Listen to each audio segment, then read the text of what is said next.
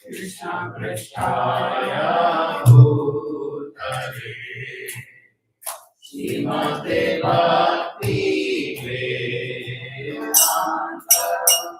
Swami Niti Namini Namaste Saraswati Devi Paramani Katarini Nirvishesha Sunyavadi Pashchata Deshatari Namaste Saraswati Devi Paramani Katarini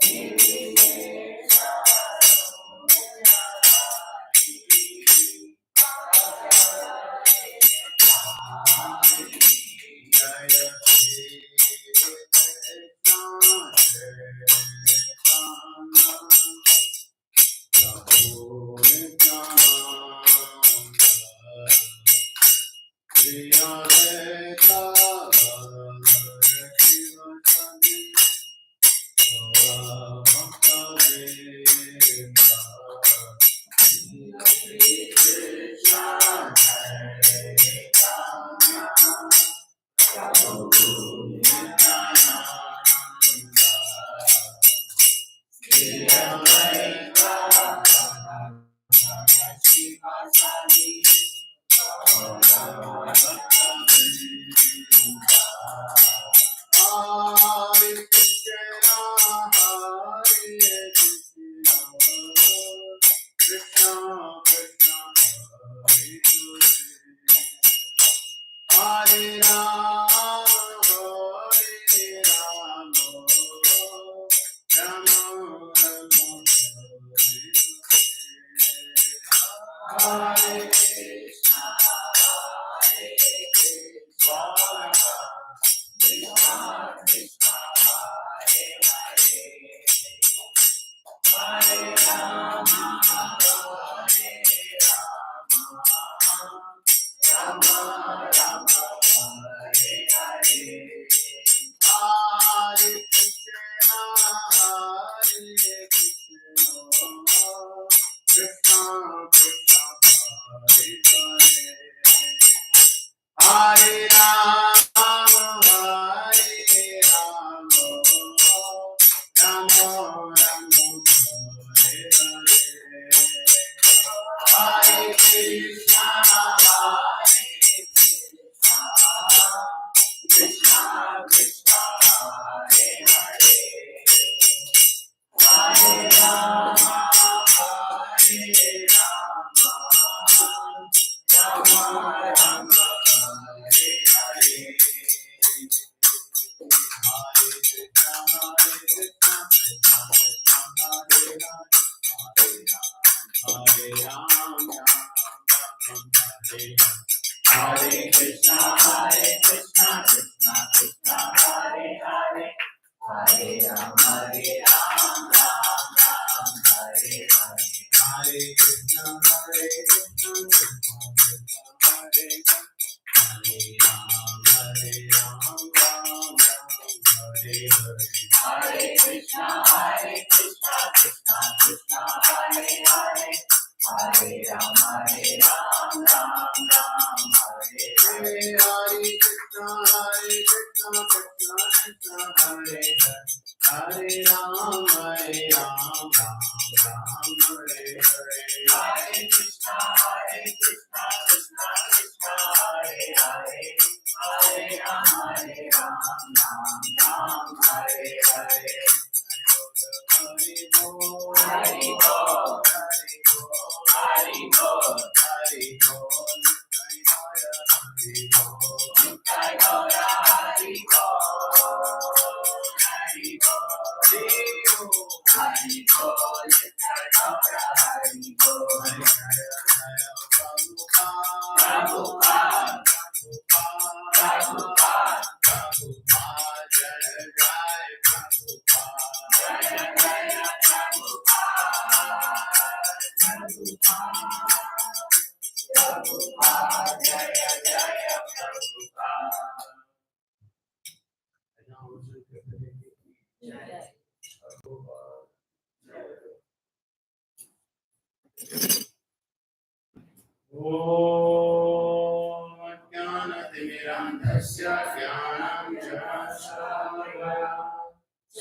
चक्षुरुन्मिलितं येन तस्मै श्रीगुरवे नमः।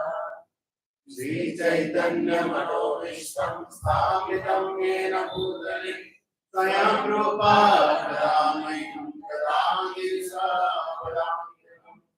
वन्देऽहं श्रीगुरो श्रीयुतापदकमलं श्रीगुरुं वैष्णवांश्च श्रीरूपं साग्रजातं सकलगुणरघुनाथान्वितं तं सजीवम् साद्वैतं सावधूतं परिजनसहितं चैतन्यदेवं श्रीराधा कृष्णपादान् सकलगुणललिता श्रीविशाखान्वितांश्च नमो विष्णुपादाय कृष्णपृष्ठाय भूतले श्रीमते भक्तिवेदान्त स्वामिनिति नामिने नमस्ते सरस्वती देवी गौरवाणी प्रचारिणी निर्विशेष शून्यवादी पाश्चात्य देशतारिणी वाञ्छाकल्पतरुभ्यश्च कृपा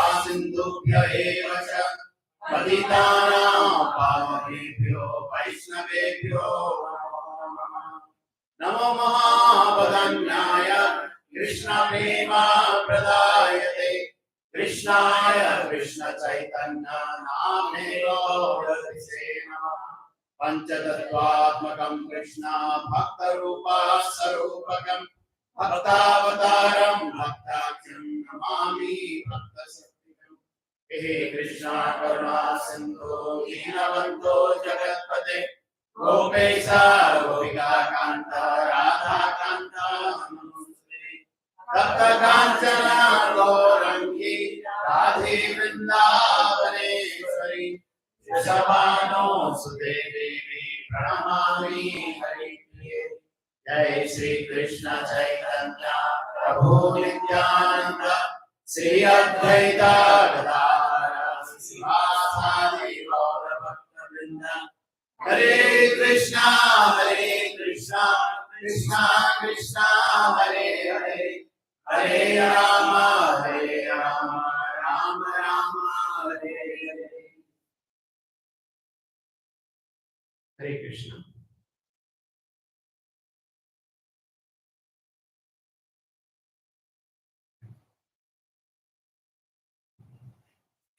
So, last session we discussed the definition of pure devotional service, and today we will be discussing the characteristics of pure devotional service. So, first we can read this chapter 1. We can read.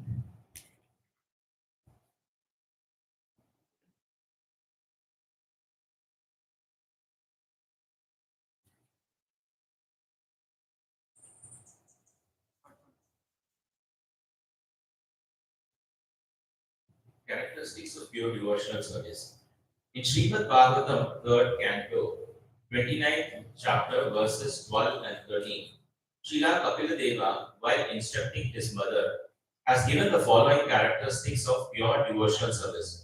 My dear mother, those who are my pure devotees and who have no desire for material benefit or philosophical speculation have their minds so much engaged in my service that they are never interested in asking me for anything except to be engaged in that service.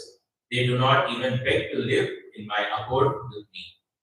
There are 5 kinds of liberation, namely to become one with the Lord, to live with the Supreme Lord on the same planet, to have the same features as the Lord, to enjoy the same opulences as the Lord, and to live as a companion of the Lord. A devotee, what to speak of rejecting material sense gratification, does not even want any of the 5 kinds of liberation. He is satisfied simply by discharging loving service to the Lord. That is the characteristic of pure devotion.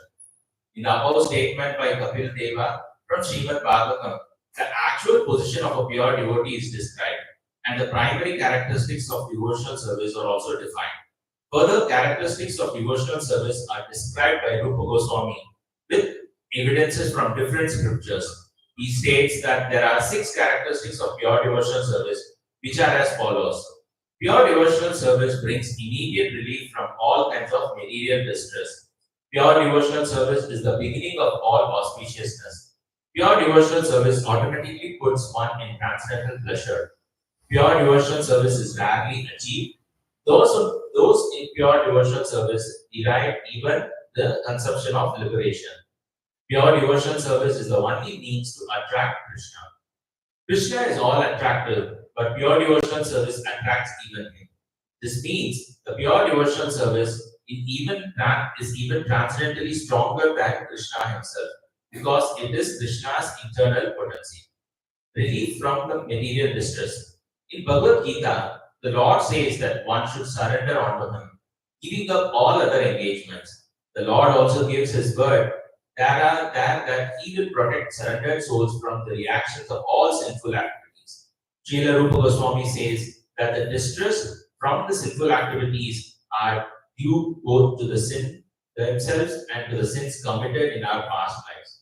Generally, one commits sinful activities due to ignorance. But ignorance is no excuse for evading the reaction. Sinful activities. Sinful activities due to ignorance. But ignorance is no excuse for evading the reaction. Sinful activities. Sinful activities are of two kinds. Those which are mature and those which are not mature.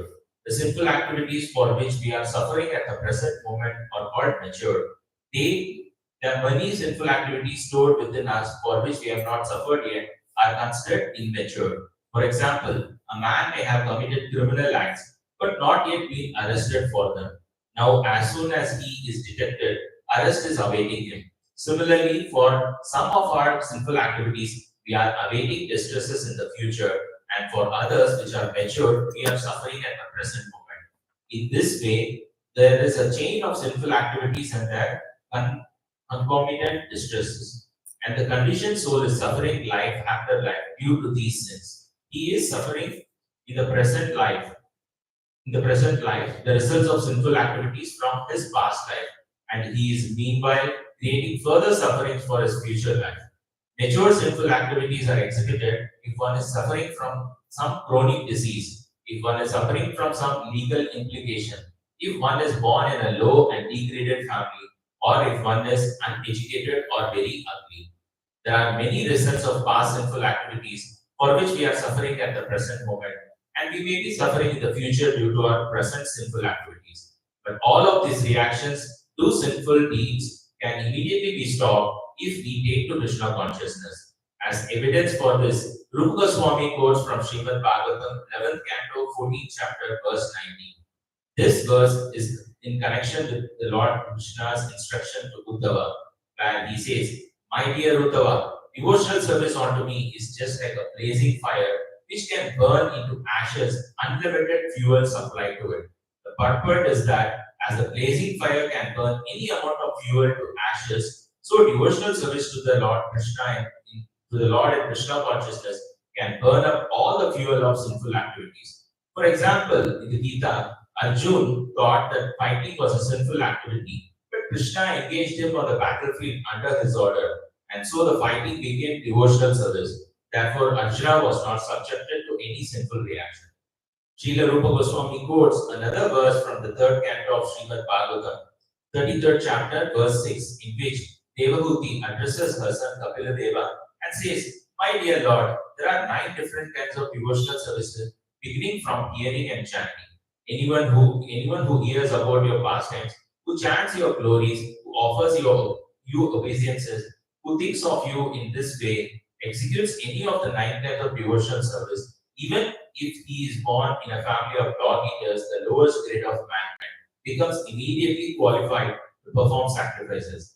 As such, how is it possible that anyone actually engaged in devotional service in full Krishna consciousness has not become purified? It is not possible.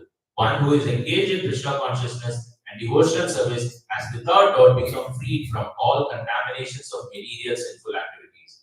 Devotional service therefore has the power to actually nullify all kinds of reaction to sinful deeds. A devotee is nevertheless always alert not to commit any sinful activities. This is his specific qualification as a devotee. Thus, Srimad Bhagavatam states that by performing devotional service, a person who was born even in a family of dog eaters may become eligible to take part in the performance of the ritualistic ceremonies recommended in the Vedas. It is implicit in this statement that a person born into a family of dog eaters is generally not fit for performing yajna or sacrifice. The priestly caste in charge of performing these ritualistic ceremonies recommended in the Vedas is called the Brahmana order. Unless one is a Brahmana, he cannot perform these ceremonies. A person is born in a Brahmana family or in a family of dog eaters due to his past activities. If a person is born in a family of dog eaters, it means that his activities were all sinful.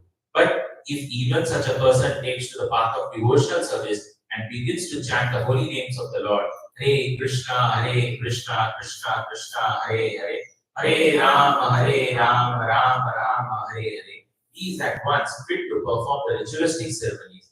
This means that his sinful reactions have immediately become neutralized. So before proceeding, let's quickly summarize what we discussed in the last week. Like set some thoughts.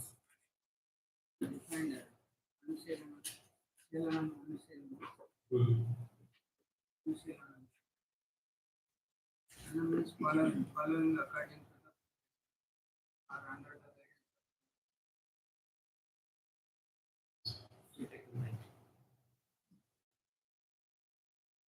So Mangalacharana is a three component. The objective of That was the first section. Yes, please. Vastu Nirdesha and offer benediction and namaskar, offering obeisance. Bhakti Sastri also actually has first 6 verses, those are actually numbered. So first verse actually glorifies Krishna and Krishna Bhakti. Yes. And second it actually paying obeisance to Chaitanya Mahaprabhu. Third verse actually paying obeisance to Sanatana Goswami. Guru. And fourth verse is actually offering obeisance to Vaishnavas. yes. And fifth and sixth actually it is actually talking about the benediction. Good.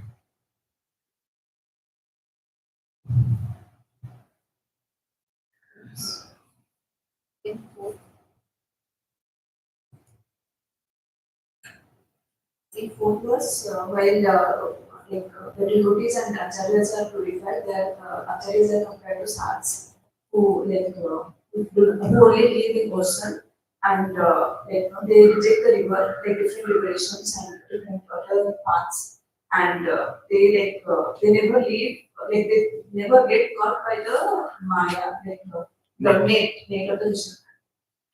Net of Maya or net of discernment. So there is a need to go deep. So we should not just touch the ocean or surf in the ocean or acharyas. We have to go deep into the ocean. And we discussed very much in detail how once you go deep into the ocean, you get the pulse. So we just study books, the scriptures in a very superficial way. Yes, this concepts then once you Sravanam, Kirtanam, Mananam, Nididhyasanam. Go deeper into that subject in the association of devotees. And then we really get the complete realization. Very good. Yes. The definition of pure devotional service, do 1.1.7. That is to praise us Before for that also we discussed about once the Mangalacharana is finished, then we discussed a little bit more on this Akhila Rasamrita, how Krishna is a Rasaraj, how he reciprocates with his devotees and so on. And yes, please go ahead. There's a pure devotional service, the definition is.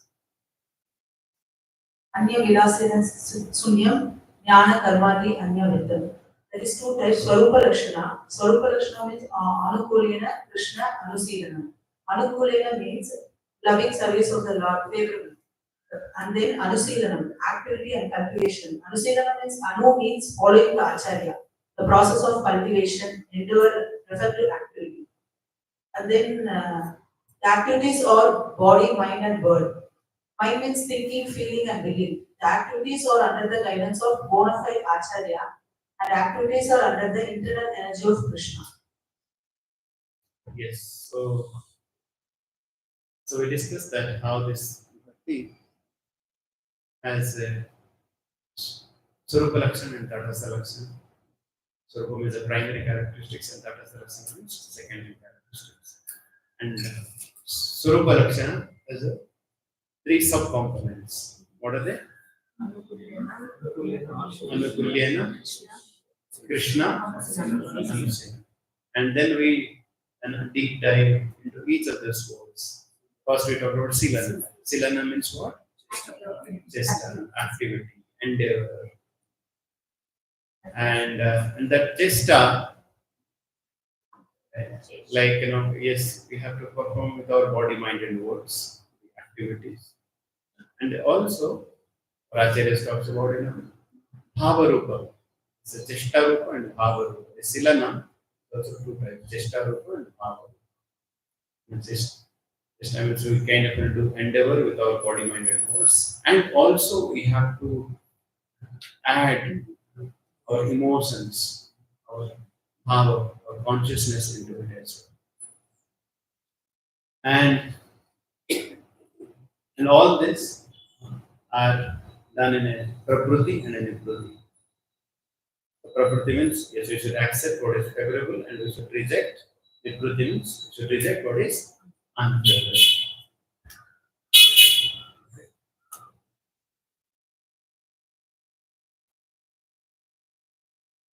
So that is Silana. And then we talk about Anu. Anu means what? So following under the guidance of the spiritual master. And also, Anu also means Anukirtana, means constantly. Anu also means constant. Anu also means under the center of the internal energy of the Lord. Devi is super. So once you are following this process of devotional service, we come under the center of the internal energy of the Lord. That's why I say that if somebody performs devotional service, then his body also becomes spiritualized. It's like a iron, once you put it in the fire, it becomes red hot like fire.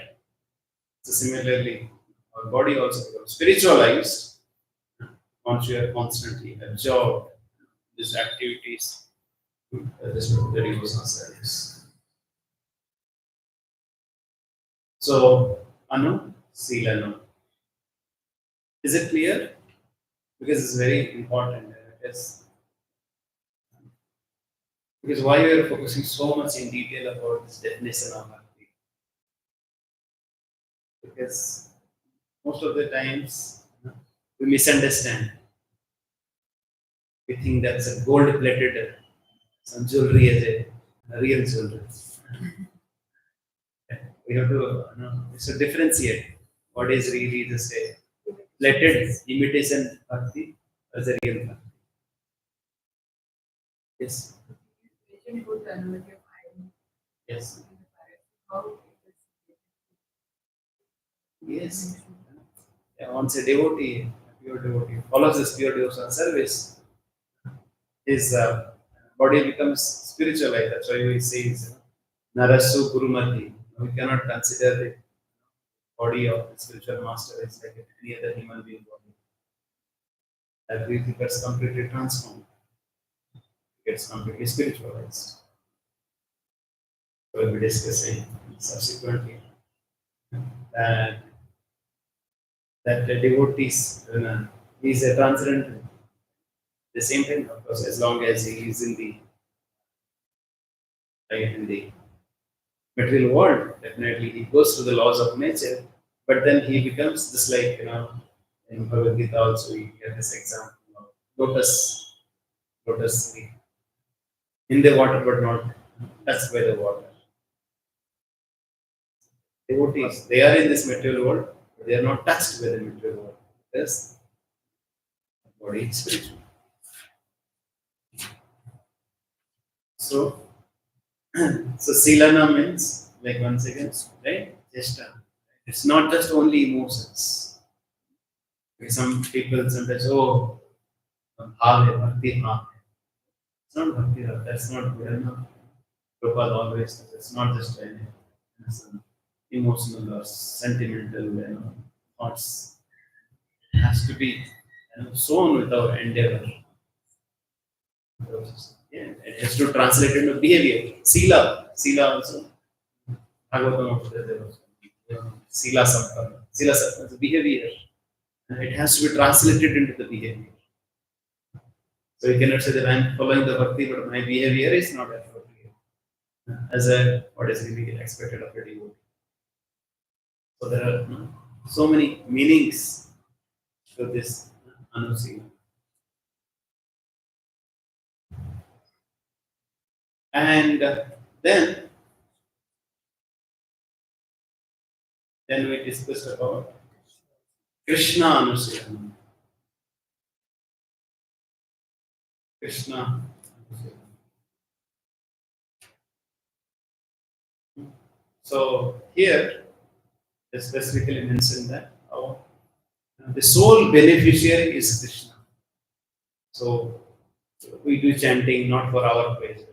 We do some chesta or have some bhava for our activities. It's not for keeping ourselves in the center. But whatever we do, we should really give Krishna. And then we discuss very much in detail. Once you go to Krishna, it includes Krishna's expansions, plenary expansions, and its pure devotees, its paraphernalia, its dham. It includes everything. That, attached to dham is also Krishna Anusila. Attached to the pure devotees of the Lord is also Krishna Anusila.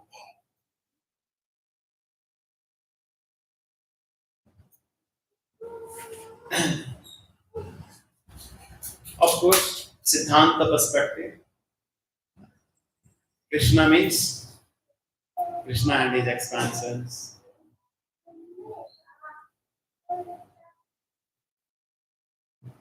Like some people they say, I'm doing Kali Bhakti. Is it a correct sentence? No. Bhakti means Krishna Anusila. Krishna. Or Des Bhakti say.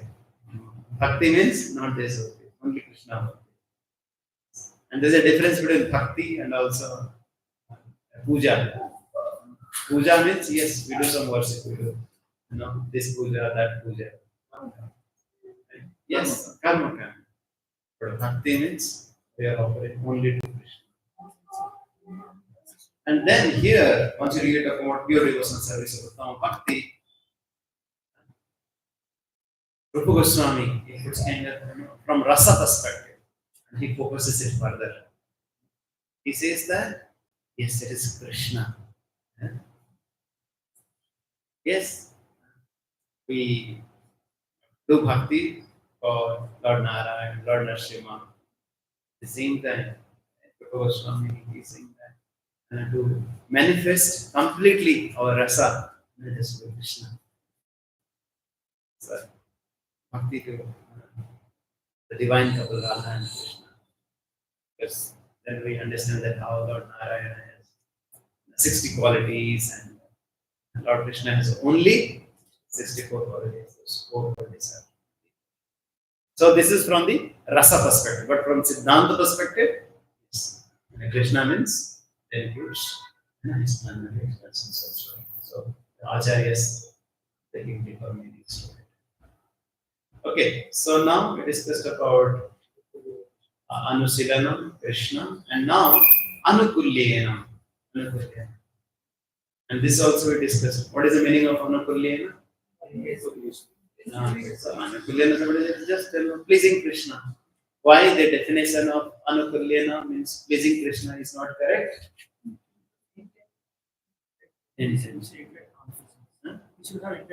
Yes. We give that example like here, Chandra, Mustika, or Kamsa. Once they fought with Krishna, it was pleasing because Krishna was really releasing the Virya Rasa. On the other way, the Yashoda was really chastising, holding a stick and really running after him. But then, with that, like Krishna was really getting scared. But then, mood of Yashodamai was to please Krishna, intent to please Krishna. So sometimes, we may ask that, okay, we just do only anukulyena, and we are favorable, or we are saying that somebody is not unfavorable. Somebody is not unfavorable to Krishna. Is it bhakti? But intent is Yeah, intent is there. And, okay, we don't have an intention to harm Krishna. We are just favorable in that way. we don't know other things need to be done. We don't know other things need to be done. So there has to be also anusilana. Like all the definitions are complete. So it has to be used together, not only one. So Aracharyas gives one example that maybe we keep a clay pot, right, or maybe a clay lamp for the service of the Lord.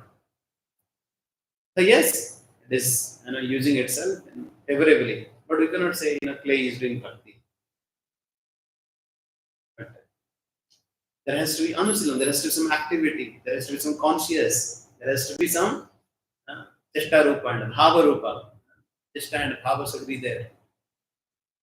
So just being there, just being there, it's not a bhakti. We have to add our consciousness, we have to add our, so there has to be intent and there has to be action. Intention and action. Both need to be there. Okay. So,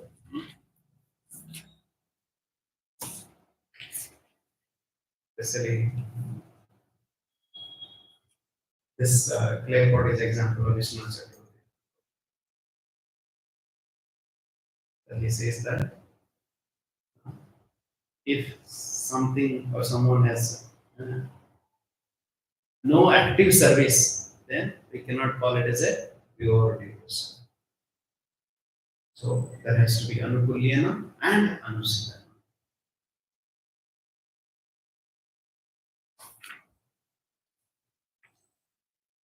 And then we discussed about Krishna.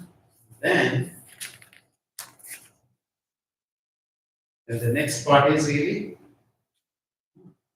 the Tatastha Lakshana. Tatastha Lakshana, what are the two components there? Anyabhilasata Sunyam, Jnana Karmadi Anam.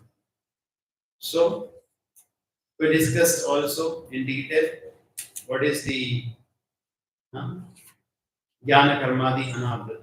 And then we also discussed what is meant by the Anyabhilasata Sunyam.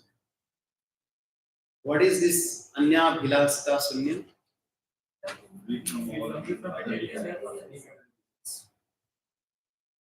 Yes. So, free from material desires.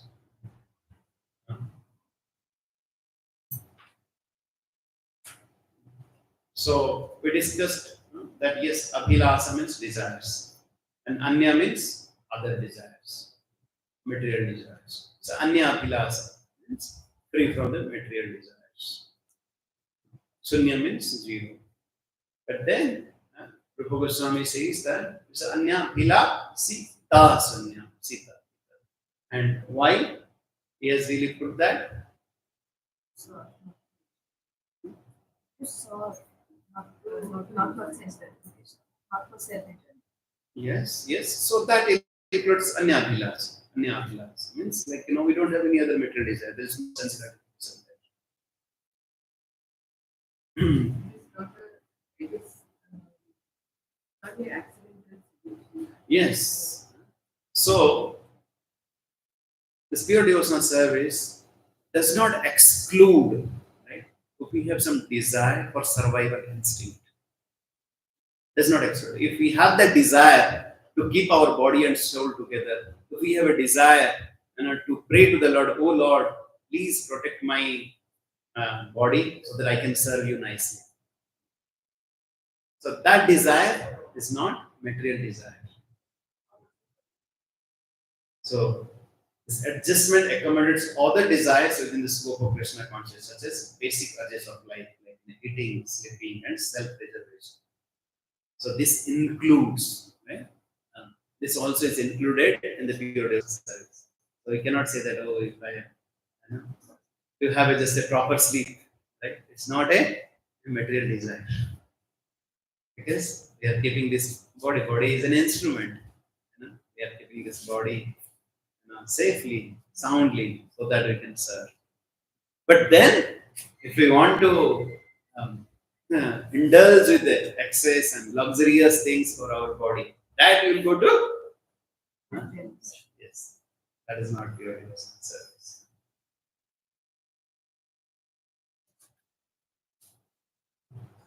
And is it clear? Then we discussed about the Draupadi and Gajendra, why once they really prayed to the Lord, some desire. So it's not that they prayed, that is not Uttama. That is also because they wanted to protect their body so that they can serve nicely. So desire for basic necessity of life, so that they maintain the body and soul together, is no problem.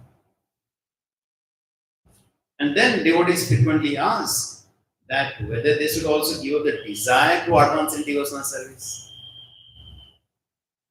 If somebody says that we should give up all the desires, how about the desire to advance in devotional service? We should give up that also. So, yes, devotees should cultivate this desire, not reject the desire. Desire of advancing in Krishna consciousness.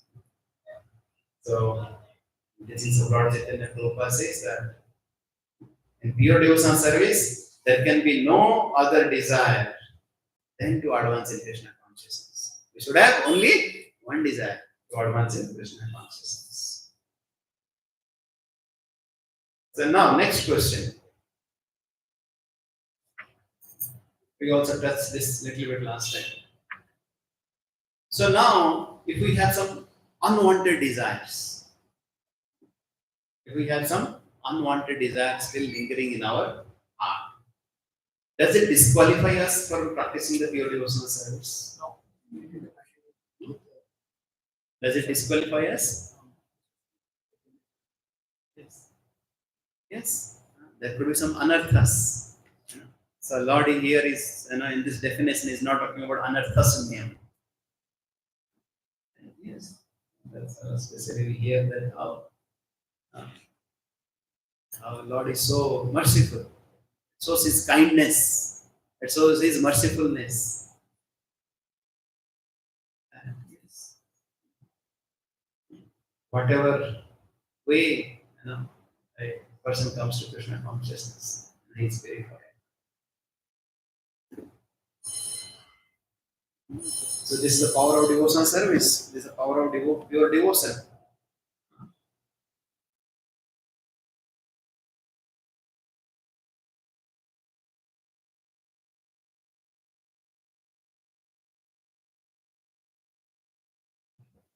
So, influence of anarthas does not cover the devotee's desire to please Krishna. So, what is really important is that the desire to please Krishna should be there. The abhilasa should be there. That abhilasa, there is a pure abhilasa. So, our value system should be really strong. Our shraddha should be there. But then, our swabhav, our condition, because of whatever nature, it could be little polluted, or it could be having some dangerous anarthas could be there, but that will not obstruct us in practicing the pure devotional service.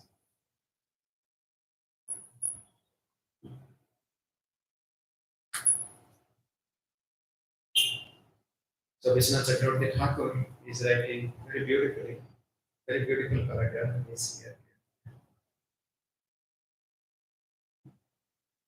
He is saying that by my previous sinful life, my heart is polluted with many illusory attachments. Personally, I have no power to stop them. Only Lord Krishna within my heart can remove such inauspicious contamination. But whether the Lord removes such attachments immediately or lets me go on being afflicted by them, I will never give up my devotional service to Him. Even if the Lord places millions of obstacles in my path, and even if because of my offenses I go to hell, I will never for a moment stop serving Lord Krishna. I am not interested in mental speculation and fruitive activities. Even if Lord Brahma personally comes before me offering such engagements, I will not be even slightly interested. Although I am attached to material things, I can see very clearly that they lead to no good because they simply give me trouble and disturb my devotional service to them. Therefore, I sincerely repent my foolish attachments to so many material things, and I am patiently waiting for Lord Krishna's mercy. And on this context, we also read and recited the two verses. Do you remember the definition of Vedic Sadhana Bhakti? The last two verses in the last session we talked about. Yes, 11, 30, 27, and 28. So what that verse speaks? To have material contaminations, you should not become. Yes. There could be some contamination, and yes, there could be some anarthas. There could be some attachments. At the same time, a devotee, feels that repenting attitude. That you know that, right? All this sense gratification leads to misery. I am not able to give up. But at the same time, I am determined, to follow this practice of devotional service. So that's what. Is it clear? This Anyabhyasita Sutta. So we are adding, some commentaries from His Sivaran Swami Maharaj as well. So he has a nice book called Sutta Bhakti Chintamani. So he has also described very much in detail this concepts. Yes, ma'am.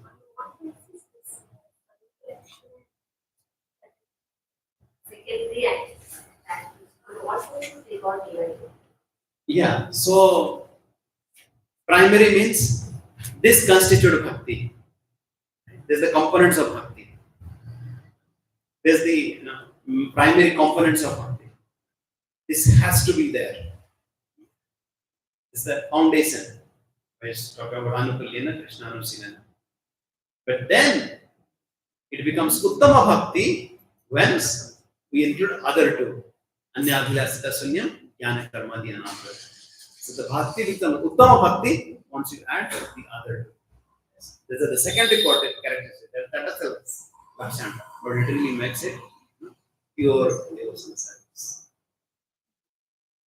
That's how our Acharya said it.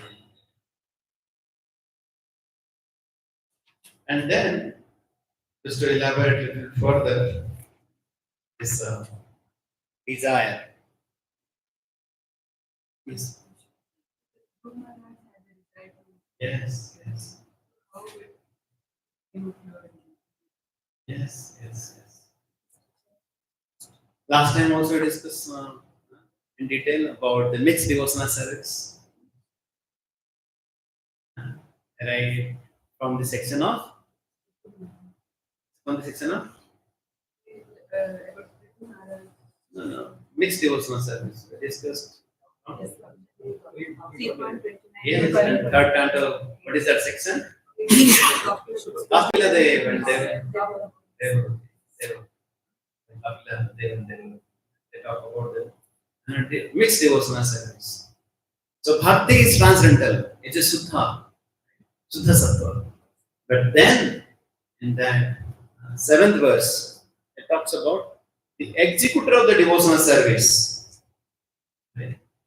They are afflicted by the modes. They are afflicted by the different modes. And if somebody is afflicted by the mode of ignorance, and that the performance of that bhakti becomes tamasic. And then we also quoted the example in the fourth canto itself, and there the three examples are there. And the tamasic bhakti is by Daksha, and Rajasic bhakti, Dhruva Maharaj, and Suddha bhakti, right? And the mode of goodness is Prithu Maharaj. Prithu Maharaj.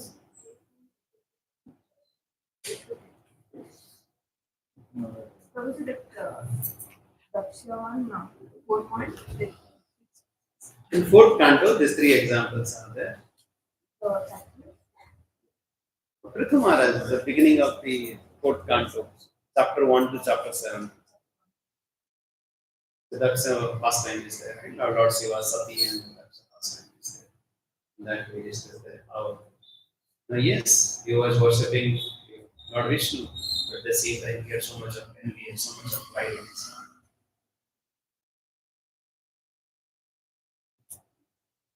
Okay. So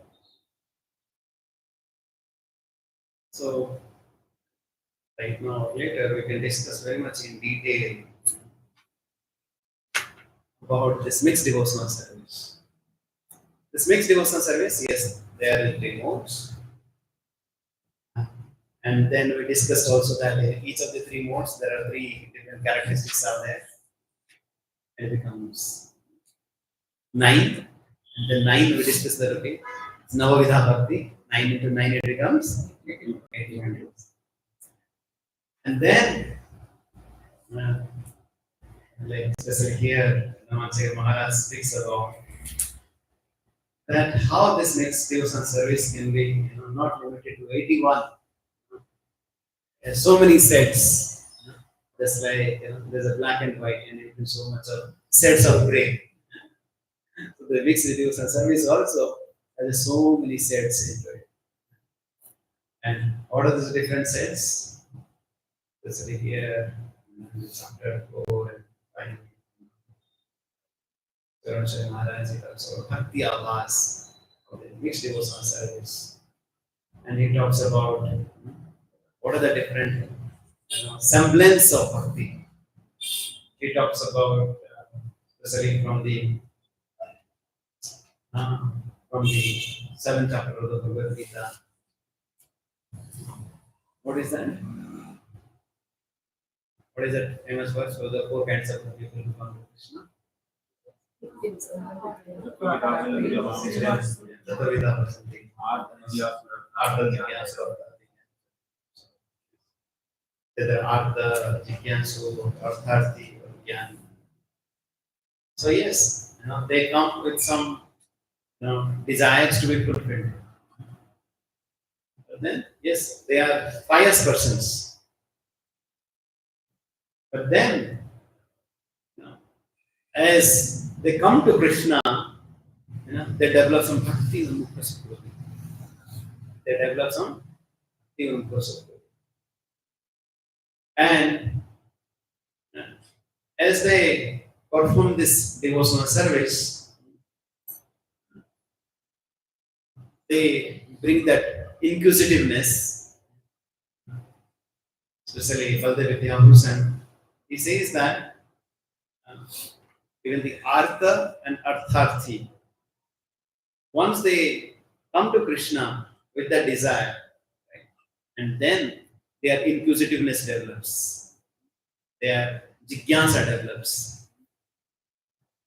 That okay, I have somehow got relieved of this temporary misery, or I got this.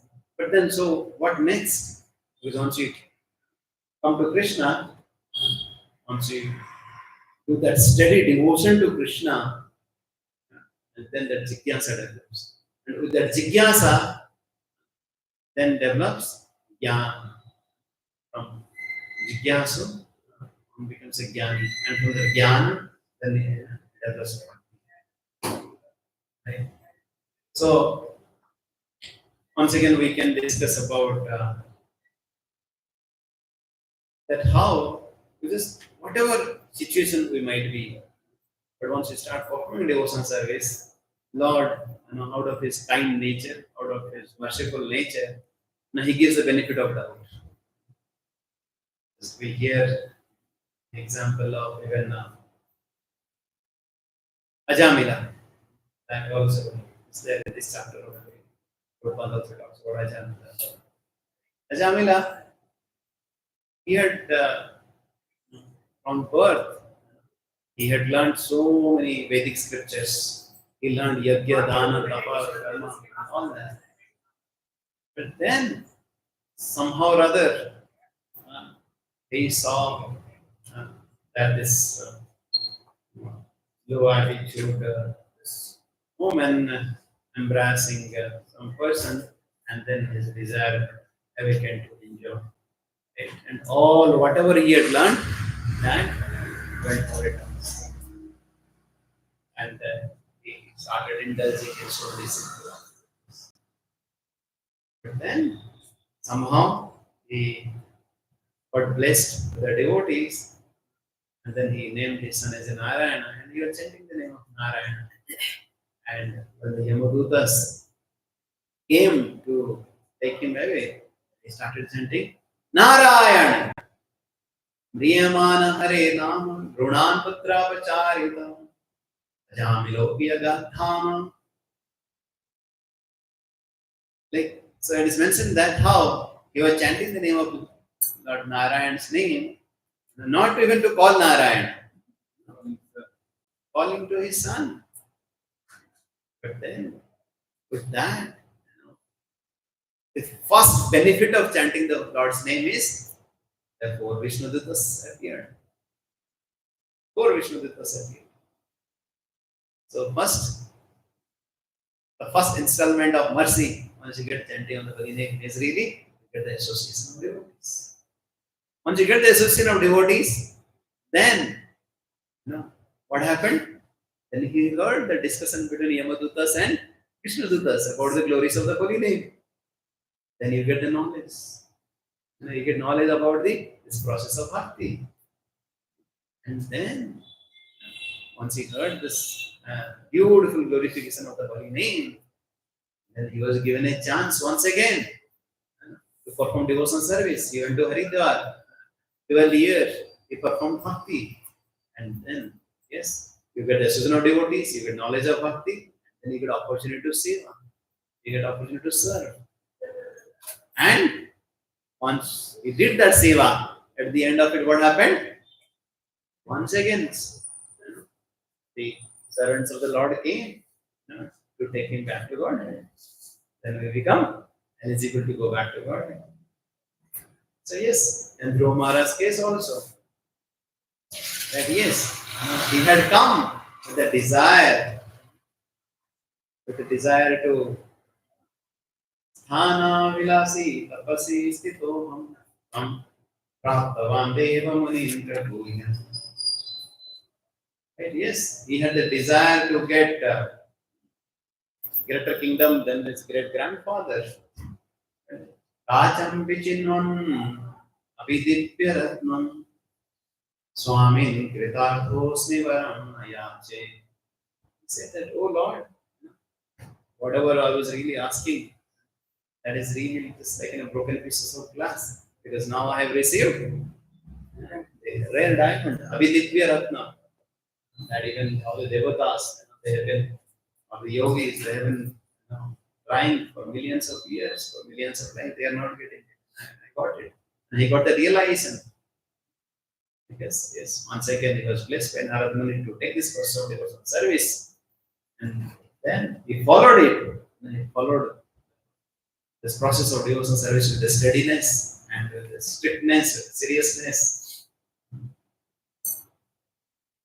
And then, once Lord came, he touched Dhruva Maharaj with his conch. And as soon as we are touched by the Lord, we become purified.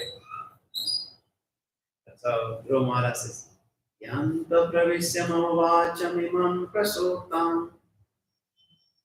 Then, just by touch of yours, my whole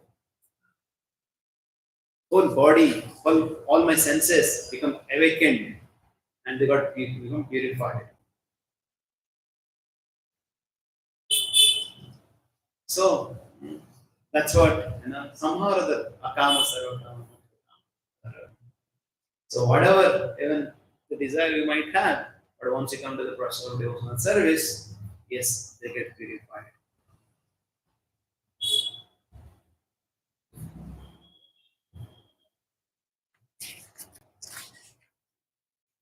Then,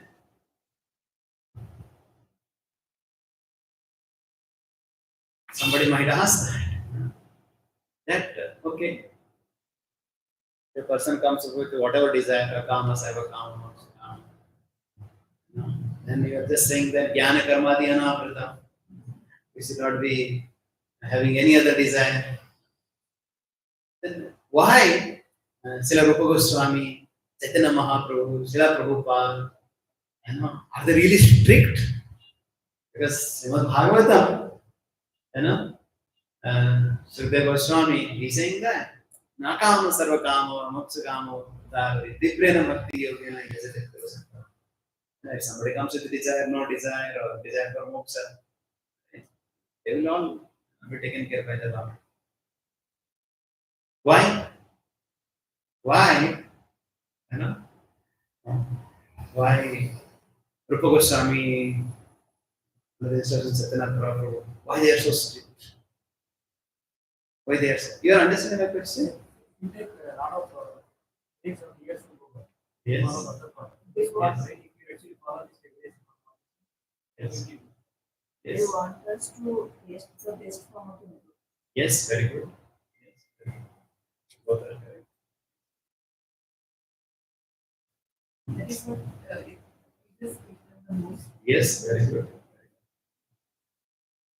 So, and especially Bhakti Vinod Thakur, he asked this questions and he answers it. So, he is quoting, you have heard of this Ramananda Rai Sambha in Kovur? You have heard that? That's it.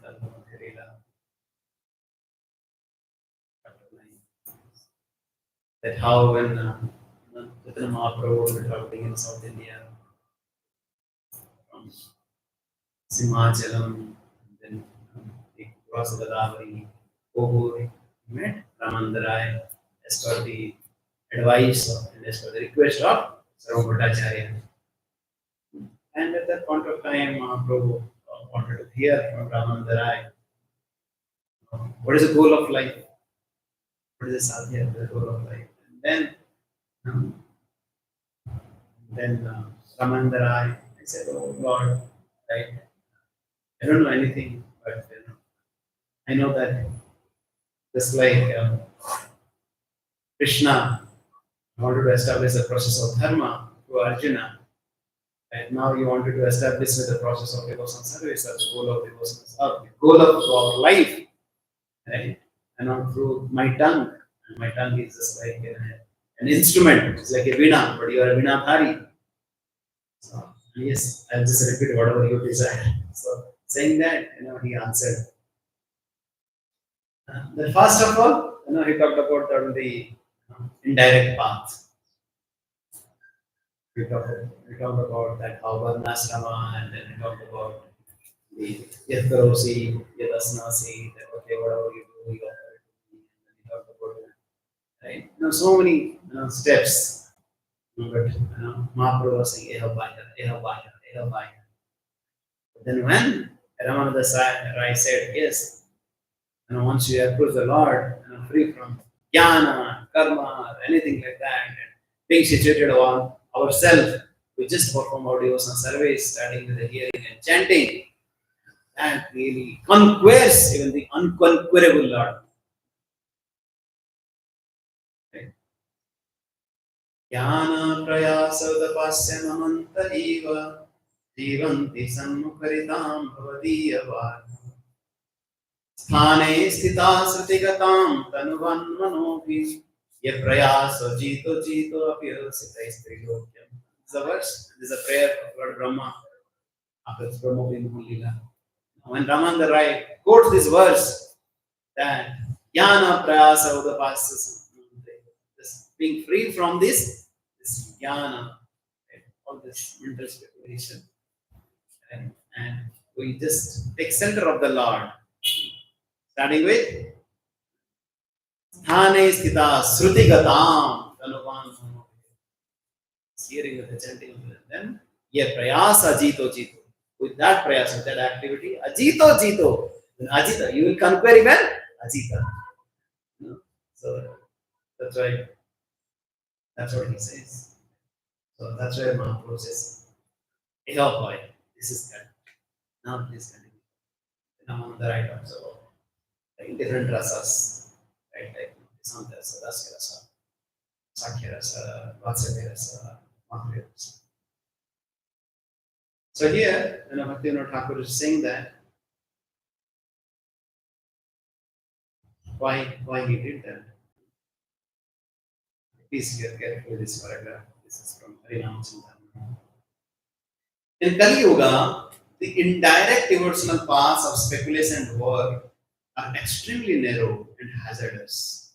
Originally, they were intended to lead one to the shrine of devotional service in the company of saintly persons or through the process of offering to the Lord the results of work performed without desire. In Kali Yuga, however, both the paths, like the paths of mental speculation and also the fruitive activities, they are contaminated. One rarely sees saintly persons because pseudo-spiritualists have replaced them, and religious duties generally are no longer performed for purifying consciousness but merely for enjoying material results. Therefore, these secondary paths are no longer useful. Even the process of deity worship, which gave the highest spiritual process with spiritual success in Dwapara Yuga, has become impure. Because in this process of Kali Yuga, these other processes, Tapa Jnana, Karma, all these have been become contaminated. So that's how we really don't get that benefit. And we really get that benefit. Yes, the process of all this karma, then it leads to jnana, and then it leads to yoga, and then it leads to bhakti.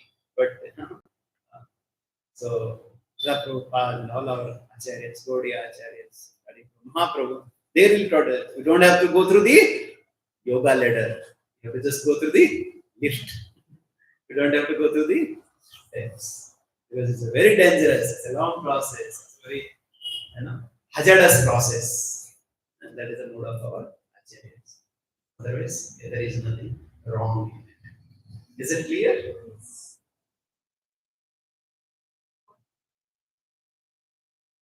Very much.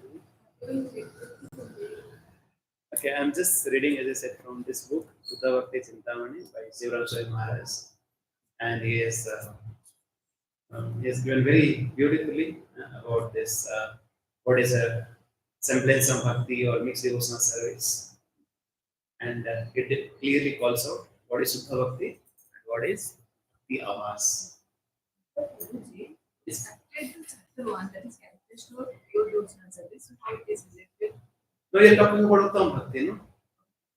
You're talking about Uttam Bhakti. What is Uttam Bhakti? So we discussed, no? What is a pure gold jewelry and what is imitated imitation. So then we are talking about all these are like when this bhakti is tinged with karma and jnana, these are all mixed devotional service. These are not the Uttama bhaktis. Okay. Somebody might see that, yes, in Bhagavatam we hear that okay, we can do anything and we can really approach the Lord. Yes, it is possible. Definitely, this is the power of the merciful nature of the Lord that we can really get the mercy of Him. But then, this process is very dangerous, very hazardous. So that's why Prabhupada did not have to, or Goswami or Mahaprabhu has given this direct process to us, which is Jnana Karmadi. Is it clear now?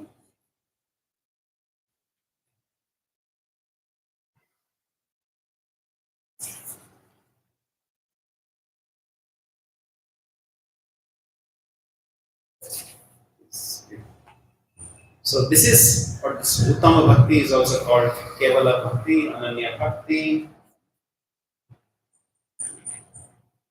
and, which is really free from Karma Misra Bhakti or Jnana Misra Bhakti or Buddha Bhakti or Pradhani Misra Bhakti. These are all called what we are discussing in this pure devotional service is called Kevala Bhakti or Uttama Bhakti.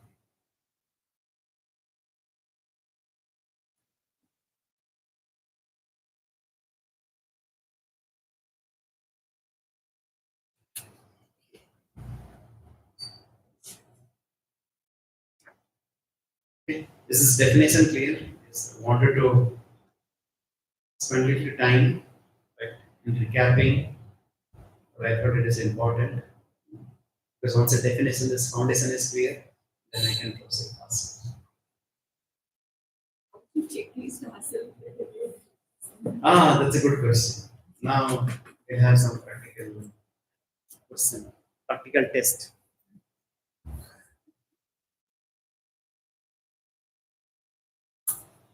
Thank you for reminding. Now let's do some check.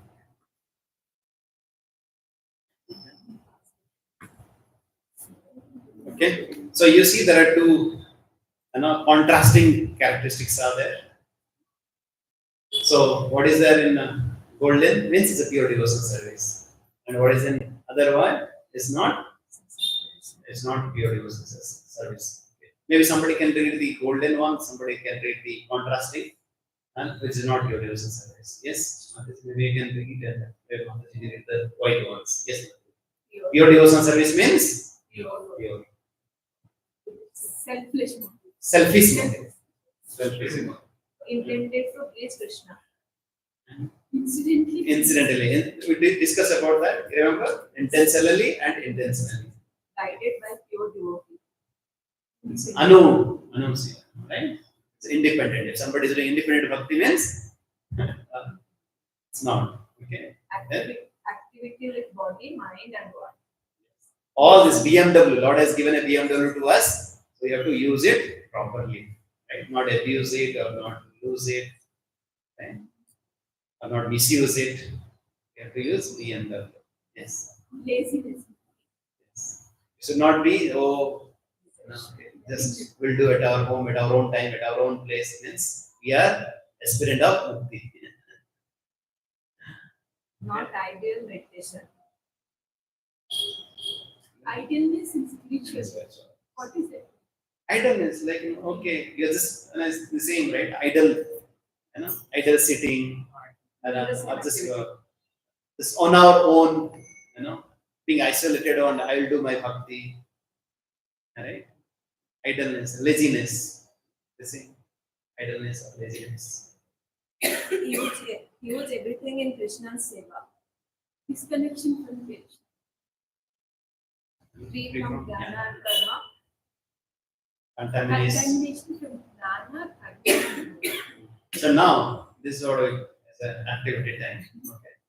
So the first one. Now you tell me. A new devotee wants to take initiation from a pure Vaishnava guru who has many disciples in the zone because he will get better facility and post in the local temple after initiation. Is it a pure devotional service or no? No. Why? That's my Okay, pass. Next. A grihastha devotee performs Garbhadhan Samskara in order to, this is a karma. Garbhadhan Samskara is karma. A grihastha devotee performs Garbhadhan Samskara in order to beget Krishna conscious children. Is it pure devotional service or not? Yes, because this is favorable. This is anukulam. Like this is favorable. Even this karma or jnana also, which is favorable to our Krishna consciousness, that is also karma. So even this talk a little bit about jnana. And then a devotee keeps a picture of goddess Kali on his altar, and because he can bestow wealth on her worshippers, so that he can have a nice life. What is it? Is it pure devotional service? No. A devotee promptly attends Mangal Aarti every day to maintain his position in the temple or in the center. Okay, no. Initially, that is important. Yes, you let it. Yes. So It is not. a devotee regularly performs yoga, to keep himself fit for preaching Krishna consciousness. All at once. All of you have understood what is pure devotional service. A devotee performs fasting on every Ekadasi because he may receive the boon of getting a son. But Prabhuji, initial stage we have all these desires, isn't it? They may Yes. come to ISKCON Yes, because of that's what we somebody. discussed. And that we discussed about after the jnans. Yes. But then it should really lead to inquisitiveness. It should lead to knowledge. And knowledge leads to bhakti. Na hi yat karmat karmaya, na yat karma dharmaya, na viragaya kalpate, na tirthapada sevya, jivan api mruto bisa. That's a nice verse. He said that karma should lead to dharma, dharma should lead to vairagya, vairagya should lead to bhakti. That yes, whatever we do, that's what we just read from the Bhakti Not Thakur. Ideally, it's a ladder, right? Yes, whatever we do, it should really lead to bhakti. But if it is not really leading to bhakti, but if it is really sense gratification, means that's the problem. But This is the must how to discuss. find out, like it should be from mentors, like they should tell us. Or Yes. Yes, there are two ways to litmus test. One is through the Diksha Guru or Diksha Guru, the second through Paramatma. So you may cheat everybody, but you cannot cheat ourselves. You can ask sincerely for what I am doing, why am I doing it? Is you're interested.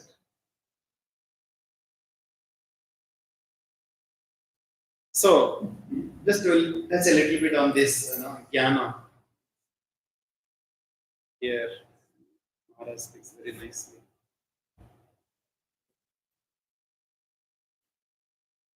So, you have more examples to explain. yes. Maharaj is very nice. Jnana. He says that, let's say somebody, like we discussed that, yes, once you are studying the books, especially maybe somebody is reading, let's say, a lot of books of impersonally self-help books, right? So what is it? Is it Uttam Bhakti or is it not? It is not. But then, somebody is reading lot of commentaries, lot of Acharya's books, without even just going through the basic fundamental books that is given by Srila Prabhupada. What do you call that? Yeah, that is also there. Speculation, not there. So there is this discussion between Tapan Mishra and Mahaprabhu. And Mahaprabhu had gone to Bengal, Bangladesh, as a part of his Grihastha ashram. Right? And at the point of time, Tapan Mishra, he came. And he said, "Oh Mahaprabhu, I have studied so many scriptures, so many Vedas, so many Upanishads, so many Vedanta Sutras, but still I have not understood what is the goal of life. I'm really in doubt." And Mahaprabhu at that point of time replies, "Baho Sastre Baho Vakye Chitte Brahmo Hoye." Sadhana Sreshta. Right? Like, we are not able to understand, right? What is the goal of life? Chitta Brahma. If you study too much also, without just reading the basics. Yes, bro? Bahu Sastre Bahu. Bahu Vakye.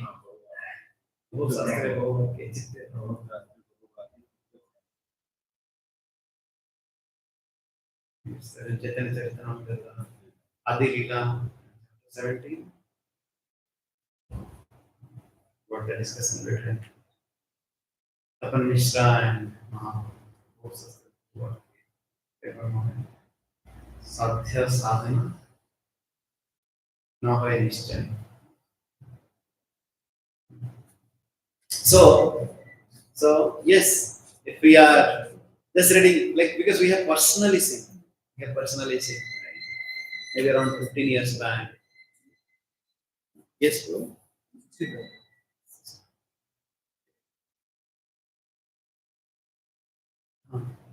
So we had seen personally. So here, there is one banyan tree or lemon tree. There is one apartment right near that airport office that IBC apartment complex. Right? So lemon tree, banyan tree. Lemon tree is there, right? So there used to stay, one dude used to stay in the US. 15 years back, he organized a program and one very scholarly devotee. He had come, initiated his act. And each of the words that would come was really from Sandarbhas. So many chapters, everything was really good. I've read. Right? He was refuting each and everything. So scholarly way. And then he just heard that after a couple of years, that just a matter of time, then he started refuting even what what is Guru Maharaj is saying, what Srila Prabhupada is saying. He said, no, why Goswami has written this and why you are writing this? Oh, this Acharya is writing this, why you are writing like this? And just a matter of time, he fell down and he left Krishna consciousness. Right? So it's also, just once you are getting too much attached to this nectar shopping of so many points, so many sastras, so many this, that, without following the basics, because you see, like we talked about even, like whatever we are discussing, right? Books, always they quote, Prabhupada's, commentary, they quote Prabhupada's purport, just to emphasize, to elaborate it further, in line with Prabhupada. Okay? So we have to read in between lines whatever Prabhupada is written, but then in line with Prabhupada. You got it? We have to understand whatever is Prabhupada is written, right, in between the lines, in line with Prabhupada. In line with Prabhupada means as per the mood of Prabhupada, as per whatever he is. So yes, our first and foremost important activity is to really read all Prabhupada's books. All these small books, Bhagavad Gita, Bhagavatam, Chaitanya Charitamrita. Otherwise, it will just lead to pride, scholarship, then all that becomes very dangerous. 16:11, right? That verse. There Prabhupada writes that if one becomes a bookworm, reading many books and scriptures and hearing many commentaries and the instructions of many men, this will produce doubt within his heart. One cannot in this way ascertain the real goal of life. So devotee, yes, they participate sometimes in these religious rituals, right? Because sometimes these are inevitable. Right? Here we hear also the example of when Chaitanya Mahaprabhu he performing the Shraddha ceremony of his father, and then how he went to Goya. Right? But then once he went to Gaya, then he said, "Oh Vishwarapuri, Amara Gaya Yatra Safal Hoila, because now I have your darshan." The real purpose of Gaya Yatra was to that now I have your darshan.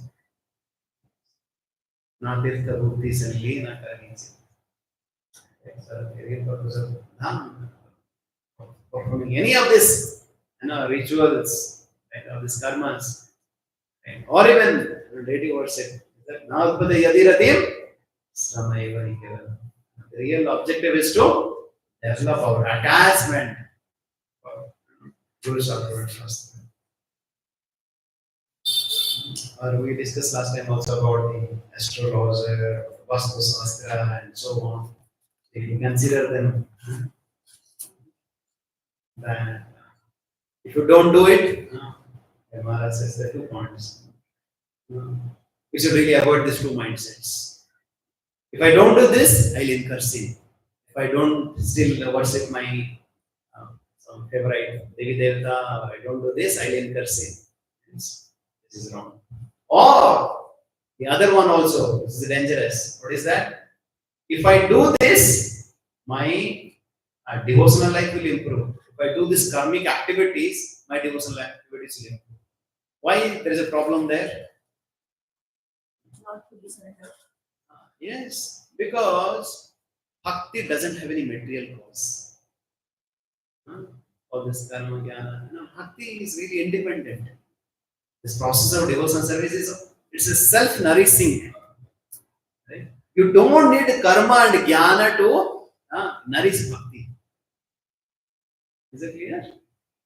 So that's why we cannot say that I want to do this karmic activity so that it will improve my bhakti. No. Bhakti. Bhaktya sanjata hai bhaktya. Bhakti really nourishes bhakti. Karma and jnana doesn't nourish. But then, as you said, yes, we should do some activities which are favorable to bhakti. Is it clear?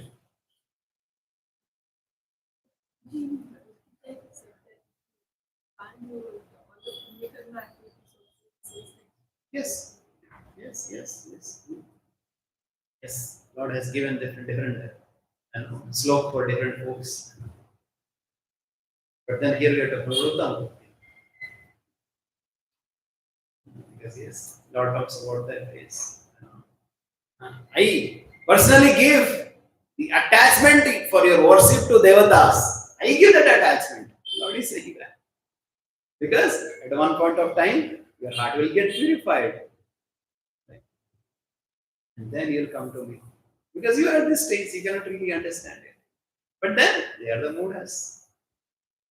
But who are coming to me directly, worship me, pure devotion, they are the Uttamavargas.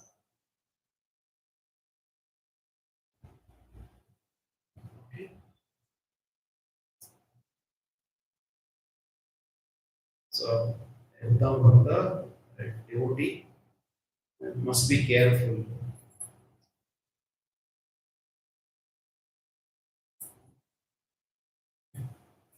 Okay, I think we'll just pause it here for this one. We'll now start what we have done for today.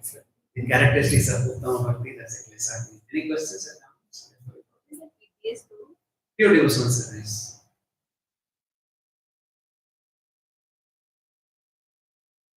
Okay, we'll just take a couple of minutes break and then.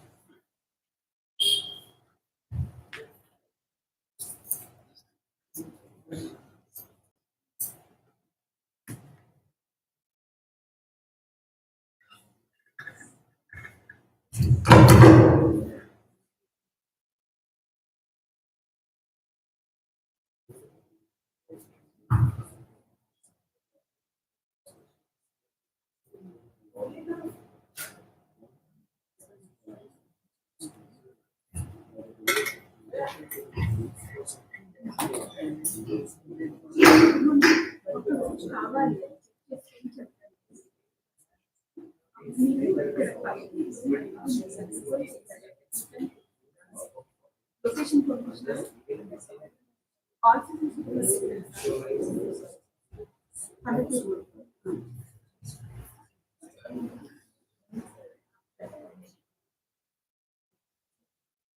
Our car is Panathur Road. Outer ring road is outer ring road.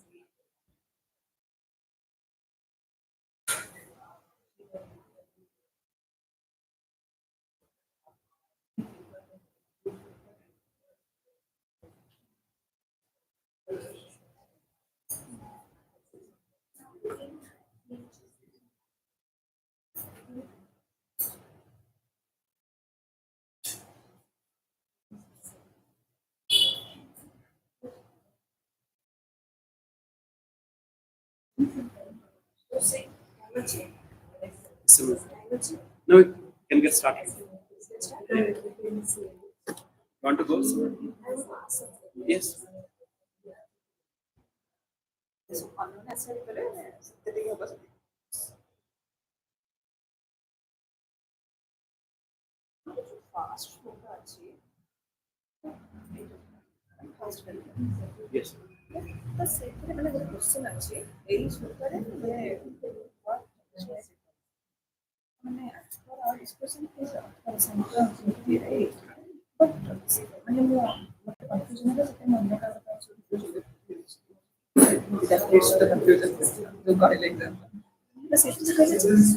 Vidhu Jay.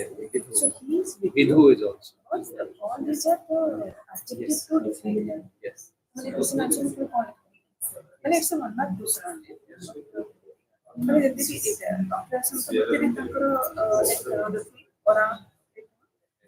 Technically is really Vidhu, but we can say for us, killer sound.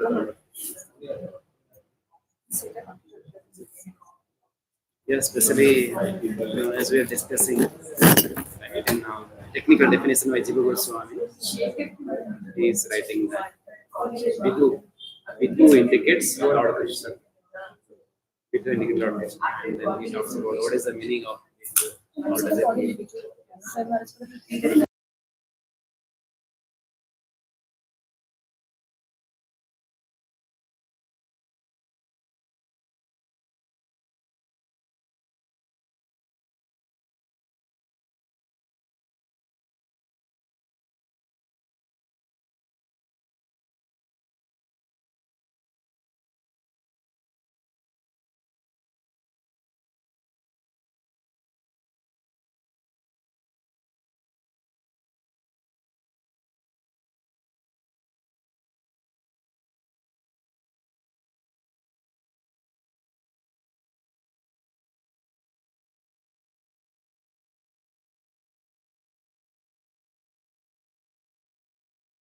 Hare Krishna, Krishna Krishna, Hare Ram. Yes. Regarding the example, they were asking to create six ways to create 6 habits on how you develop relation with other devotees. If they're asking to write, how do you do these 6 Yes, that's right. So it's all three guys. In the book and in the classes, we only heard of She's talking about NOI open book question. Which one question is how the 6 loving exchanges are there that we do with the 3 category of Three category of devotees, yes. That's it. The three like we discussed, prema, maitri, kripa, affection. Right? How we do loving exchange with seniors. At Bhakti Bhajaya. We can discuss how you are serving so wonderfully elderly devotees. How you are serving, who are our juniors. How we have a right devotional service with equals. Dinesh. So yes. So how we really 3 categories are devoted person superior to us or junior to us or equal to us. How do we do this 6 learning exchanges? Tadati Pratigurati Yama.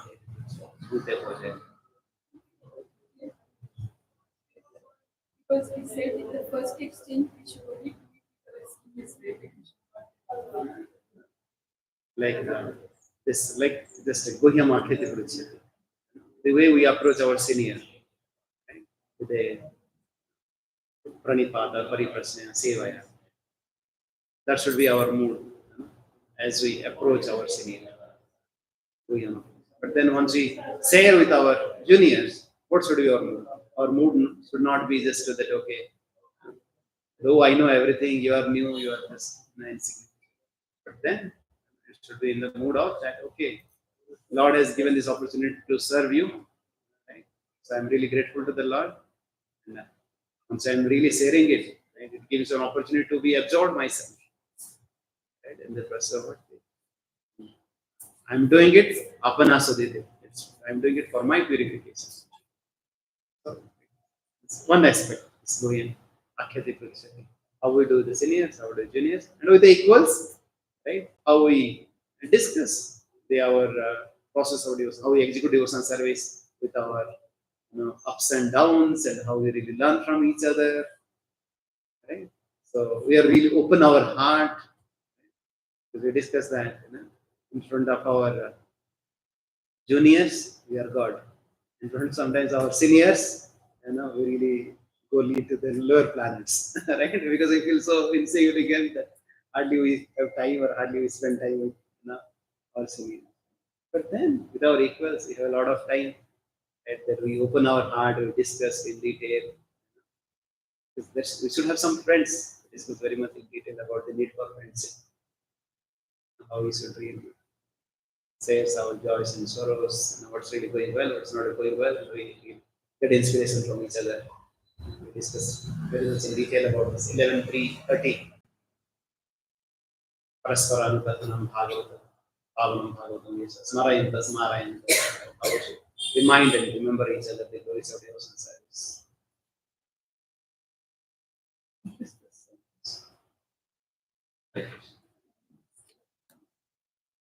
Okay, so we are now discussing the characteristics of pure devotional service. So once you practice this pure devotional service to Suttama Bhakti,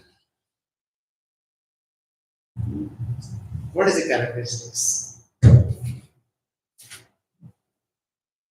So here there are 6 characteristics are there.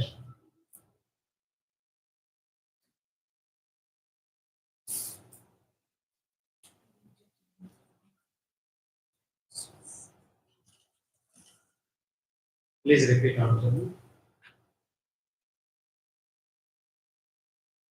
Klesagni Subhada, Kleshagni Subhada, Moksha Lagata Krit Sudurlabha, Moksha Lagata Krit Sudurlabha, Sandarananda Vishesatma, Sandarananda Vishesatma, Sri Krishna Karshani Jasa. Sri Krishna Karshani Jasa.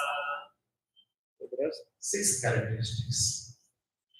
So first one is Klesagni, second is Subhada, there is Moksha Lagata Krit, fourth is Sudurlabha, there is Sandarananda Vishesatma, and sixth is Sri Krishna Akarshani. What is Klesagni? Klesagni means this pure devotional service brings immediate relief from all kinds of distress, material distress. Right? So we become free from Klesa. Klesa means misery. Klesa means misery. And Agni means destroy. And then Subhada, that brings all auspiciousness. And then we'll be discussing next time about what are the 4 components of Subhada that really comes up once we just practice this pure devotional service. And then Moksha Lagata Krit, the happiness that we get, right, by practicing this devotional service, this Brahmananda, or the happiness that we get out of this moksha, it becomes insignificant. We discussed that. Yeah, it's a drop of the Bhakti Rasamrita Sindhu or Sevananda, Premananda cannot be compared with the ocean of the Brahmananda. And then this is also Sudurlabha. This is pure devotional service is rarely achieved. It's not easy to get it. Yes, Sudurlabha. Durlabha means rare. Sudurlabha means very rare. And Sandarananda Visesama. And it really, Ananda, really automatically puts one in transcendental pleasure. And the sixth one is Krishna. This pure devotional service is only means to attract Krishna. In this pure devotional service, the personification of pure devotional service, the Radharani, she attracts, even the all attractive. So, Madan, that's what pure devotional service is. Say Krishna. So, once you talk about pure devotional service, we hear of three things: sadhana bhakti, bhava bhakti, and prema bhakti. We'll be discussing very much in detail in our subsequent sessions. But then, to start with, once you do this sadhana bhakti, the characteristics of sadhana bhakti is really characterized with klesa, agni, and subhata. As soon as we start performing sadhana bhakti, we get klesa, agni, and subhata. And as soon as we have reached this bhava bhakti stage, the other two also gets added. Moksha labhata krut and sudurlabha. We realize the other two. And then in the stage of prema bhakti, we realize all the six characteristics of pure devotional service. So the meeting one, sadhana bhakti. Bhava Bhakti bhakti. is the military. Four. It's first is two. Sadhana Sadhana bhakti is bhakti. and subhadana. And then bhava bhakti. Bhava bhakti is moksha labhata krut and sudurlabha. And prema bhakti includes all these six characteristics. So now we'll be discussing in detail about the first one today, klesa, and the rest of the ones we'll be discussing next. Okay. So what is klesa means? Agni means disturbance. Okay.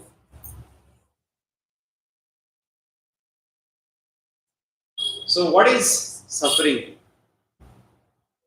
What is suffering?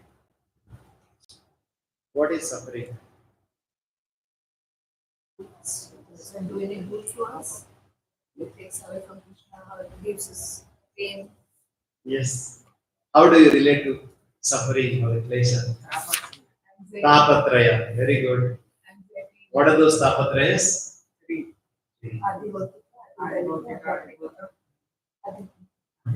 Very good. What else? Anxiety, lamentation. Anxiety, hankering, anxiety, lamentation, etc. Yes. Sorry, Madhuri. 6 anarthas, yes. Yes, because of 6 anarthas, we really get, this all these sufferings. Yes. What else? Dhanma, mrityu, jara, vidhi. These are the real problems of our life. Dhanma, mrityu, those. There are many. Dukkho, dosan, darshanam. There's a real miseries of life. There's a real poor problems. Very good. Yes? Material desires, yes. So now next question is that, what is the cause of the suffering? What is the cause of suffering? Because sometimes, that's what everybody asks, right? Why I am suffering? Because of our desires. Intention to let it go. Most of the times, because of this provision. Or, because of this Sunday seva, or because of this early morning Bhakti Sastri class, I have to suffer so much. Wake up early in the morning. Blame on others. Yes. Either others or the situation. Or Superval. Never ready. Yes, yes. Either it's someone or situation or here. Yes. Yes. Yes, never. That's what we call the blame game. Or if something good happens, then claim game, right? Claim. Whether we play the game of claim or blame. Yes. That's all our life is. But then, we are so fortunate to come to the center of Rupa Goswami, Rupanugas. They really understand. What is the cause of suffering? What is the cause of suffering? Desire to add it over materially. Our own actions. Desire to add it over materially. Yes, desire to Lord is forgetting Krishna, very good. Yes. Sense gratification. Yes. You're saying something. Our own desire. Our own desire. Kama, Yesh, Krodha, Yes. Now it's or false. Yes. Mainly me. Mainly me. Yes. It's because of our so much of problems within me that we don't realize. Karma. Especially Vishnu Chakravarti Thakur. He talks about why do I suffer. He talks about 4 reasons. He talks about what else? It's ajnana, ignorance. He talks about ahamkara. He talks about arrogance, ignorance and arrogance. And then he talks about asakti, that's the attachment. And then he talks about asuya, or enviousness. Ajnana, ahankara, asakti, and asuya. Arrogance, so ignorance, arrogance, attachment, and enviousness. Asuya. Anasuya, we have heard that. Anasuya means non-enviousness. Asuya means enviousness. I think all of us really understand. Yes. So deep within our heart, because of that envy only we have come to this memory.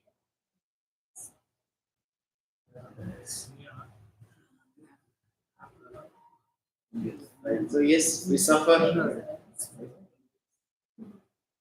And especially, there's a nice verse once again. Queen Kunti, she says in Bhagavatam,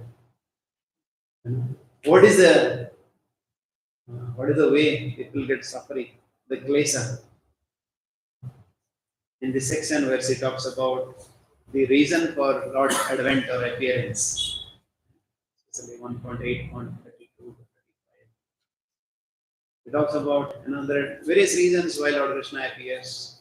Oh, is it because of the prayers of Brahma? Is it to take care of Yadus? Is it because of Devaki? So, finally, she says that why Lord Krishna appeared.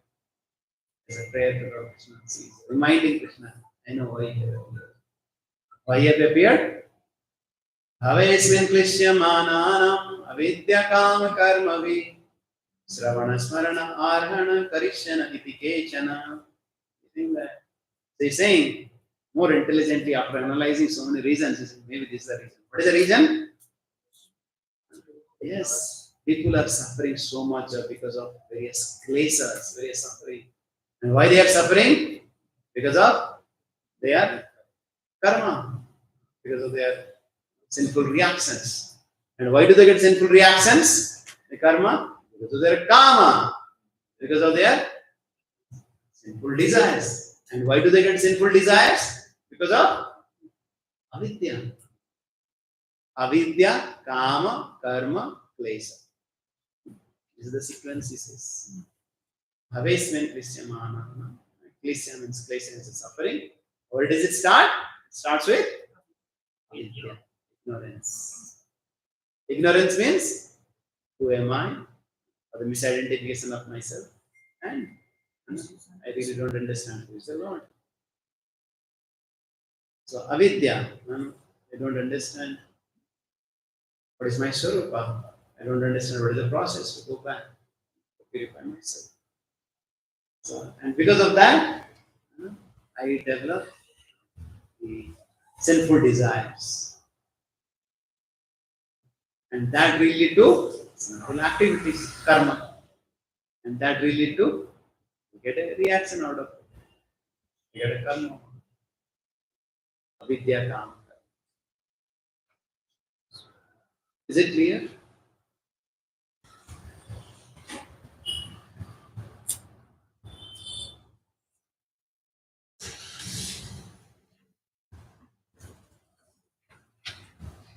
Is it clear? Why we suffer?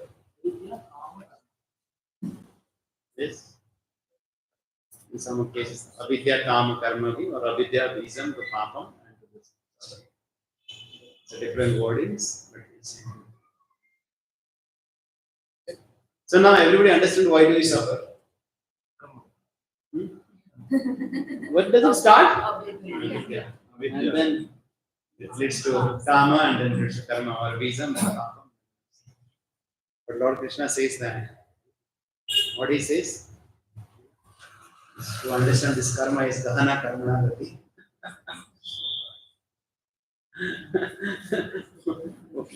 Why we are suffering right now? Anybody can tell? No? From what exactly is the result of? No? From where it started? This avidya, anadi. That's avidya, where it started? Anadi. Avidya started in Anadi. Yes, immemorial. And because of that, I have been committing, I have been having so many unlimited desires. And out of that, I have been committing so many sinful activities.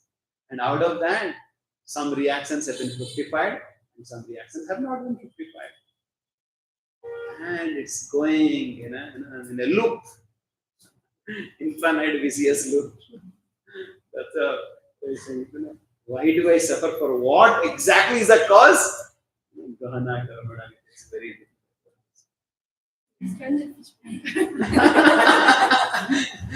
Lord, who is this? Right? Who is a knower of everything? Sarvasya Chaha. He's saying Gahana karma. Lord, who is a knower of everybody in everybody's heart? He has said that. It's very difficult to do the P1 diagram or the this causal effect analysis.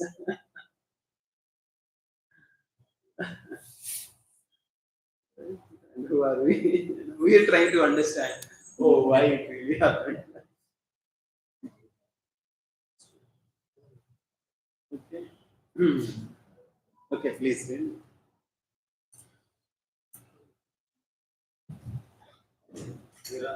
Ignorance.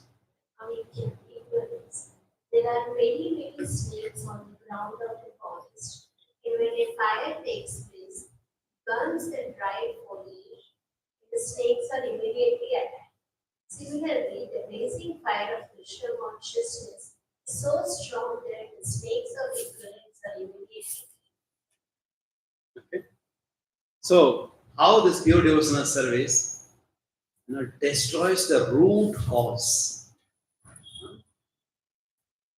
Destroys the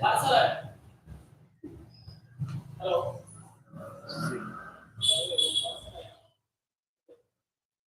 destroys the root cause. That sometimes we might not be able to understand what is that cause, what is the effect, and so on. But then the root cause is avidya. Just like here we give this example. That's just like in a forest, so many foliage are there, so many plants are there, so much leaves are there, and under that there could be some snakes, right? Which is really invisible. This avidya is also kind of invisible, but then when there is a forest fire, it really destroys all the snakes. That's why these snakes, they are so dangerous, but they are deep within our heart. These avidyas are deep within our heart. And why? Our acharyas, they give this example because the visayas, our desire for sense gratifications, they are more dangerous even than the visa of a snake. the poison of the snake. Because the poison of the snake, it takes the soul out of this body. But then this Visayas takes, the soul out of this direct from Krishna from millions of lives. So how? That's how these Visayas are more dangerous because it keeps the soul away from Krishna for millions of lives. And that avidya, right, which is so dangerous, right, really burnt away by this purification. Yeah, Visaya is our sense gratification. But then we are talking about a serpent here. Serpent gives a visa. How once you perform the visa, perform the devotional service,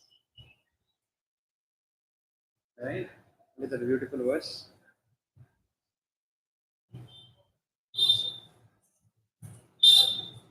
Yes.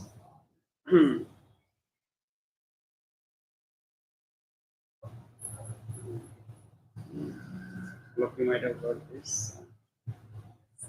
Kaivalyam Narakaya.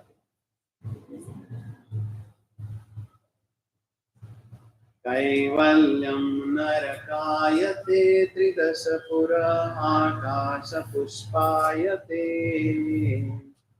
दुर्दान्तन्द्रियकालसर्पपटली प्रख्यातोदंश्रायते विश्वं पूर्णं सुखायते विधिमहेन्द्रादेशिकितायते यत्कारुण्यकटाक्षभैभवतं तं गौरम् एव सुमा. So, one who has received this merciful glance of Mahaprabhu, Chaitanya Mahaprabhu, Gauram eva suma. So for him, Kaivalyam Narakayate, even the Kaivalyam, the moksha is like hell.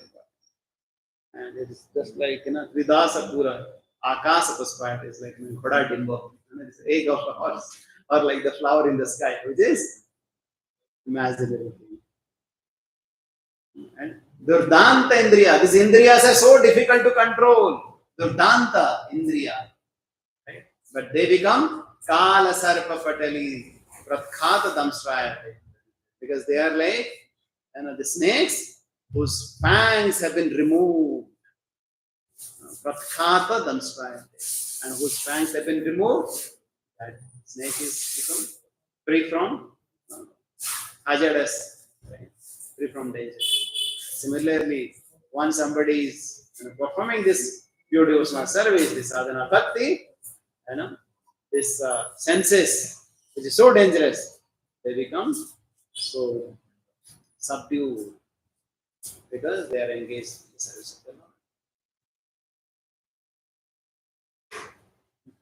Yes. As soon as we perform the devotional service, Vasudeva Bhakti, Bhagavati Bhakti, Yoga Prayojita, Janayati Asudhayakya, Jnanam.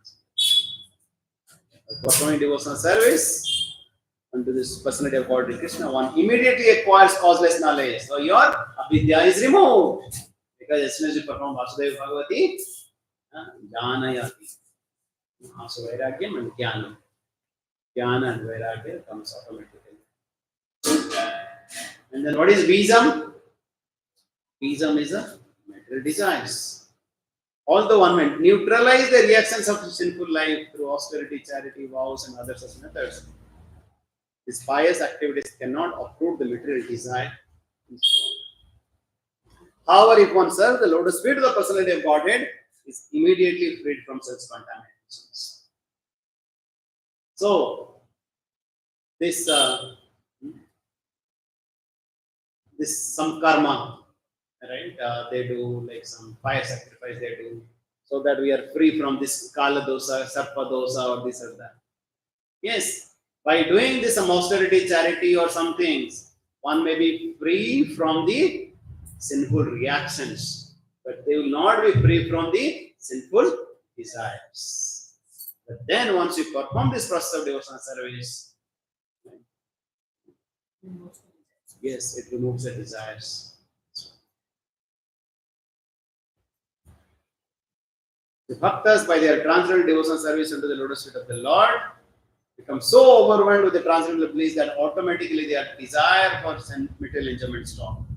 Desires for fruitive activities are strongly rooted, but the trees of desire can be uprooted completely by devotional service, because devotional service employs superior desire. And then papam, we talked about avidya, we talked about visa, then papa. And papas are of two types, two kinds of influence. One is aprarabdha, another is a prarabdha. Aprarabdha bhavet papam, prarabdham cheti tvad. Two types. Okay. So what is aprarabdha? Aprarabdha means it's unmanifested, which is immature. Prarabdha means it's already manifested, which is mature. So there are two products of the papa, sinful reactions, aprarabdha and prarabdha. That which are matured and which were already manifesting. Okay, somebody has drunk a lot of liquor, right? Okay, somebody already got some cirrhosis and he's really afflicted with the disease, and that is a prarabdha. Aprarabdha means okay, I don't have any problem, I'm doing chill, but internally, right, the liver is getting contaminated. So that is aprarabdha. It's not yet manifested that we can see within ourselves. So the many sinful activities stored within us for us, we have not yet suffered, are considered immature. But then, this once again a very nice verse from Kapila Sambha 333, 6. Yannama deha sravanano kirtana yat pravana yat smaranat api kvachi swadopi sadya savanaya kalpate kuto punaste bhagavan darshana. So here, what Devayita is saying to Kapila Dev, even a person born in a family of dog eater, swadopi sadya bhavanaya kalpate. Even a person born in a family of dog eaters immediately becomes eligible to perform Vedic sacrifices if he once utters the holy name of the Supreme Personality of Godhead or chants about him, hears about his pastimes, or offers some obeisances, or even remembers. So this is the power of devotional service. That yat smarana, yat arana, yat sravana, yat atma kirtana. So, right, going back to that Ajamila example that we are discussing, that how, right, whatever Ajamila had studied, right, that could not help once he got that seen into his eyes. But then he could not resist himself to continue to commit sinful activities. But then, once he chanted the name of Lord Narayana, everything got manifest. And then he got those four benefits we discussed. And then this is also another important verse, right? Which really says that, because especially in India, some people they see that, oh, if you are born in a lesser family, in a lower caste, you cannot perform devotional service, you cannot do yajna, you cannot go to temple, this or that. But here, in this verse, we're hearing that even if a person is a dog eater, right, you cannot even think of right, such a low class people. But then somehow or other they start chanting, they're hearing, they're worshipping the Lord, they're remembering the Lord. Watch it! Little bit also. And what happens? Savanaya kalpate. They become eligible to perform, right, all the Vedic activities. Like some of you might have heard that, like one devotee, he was traveling, going to different temples in Vrindavan. And one Goswami told this devotee, oh, we're so happy to have you here.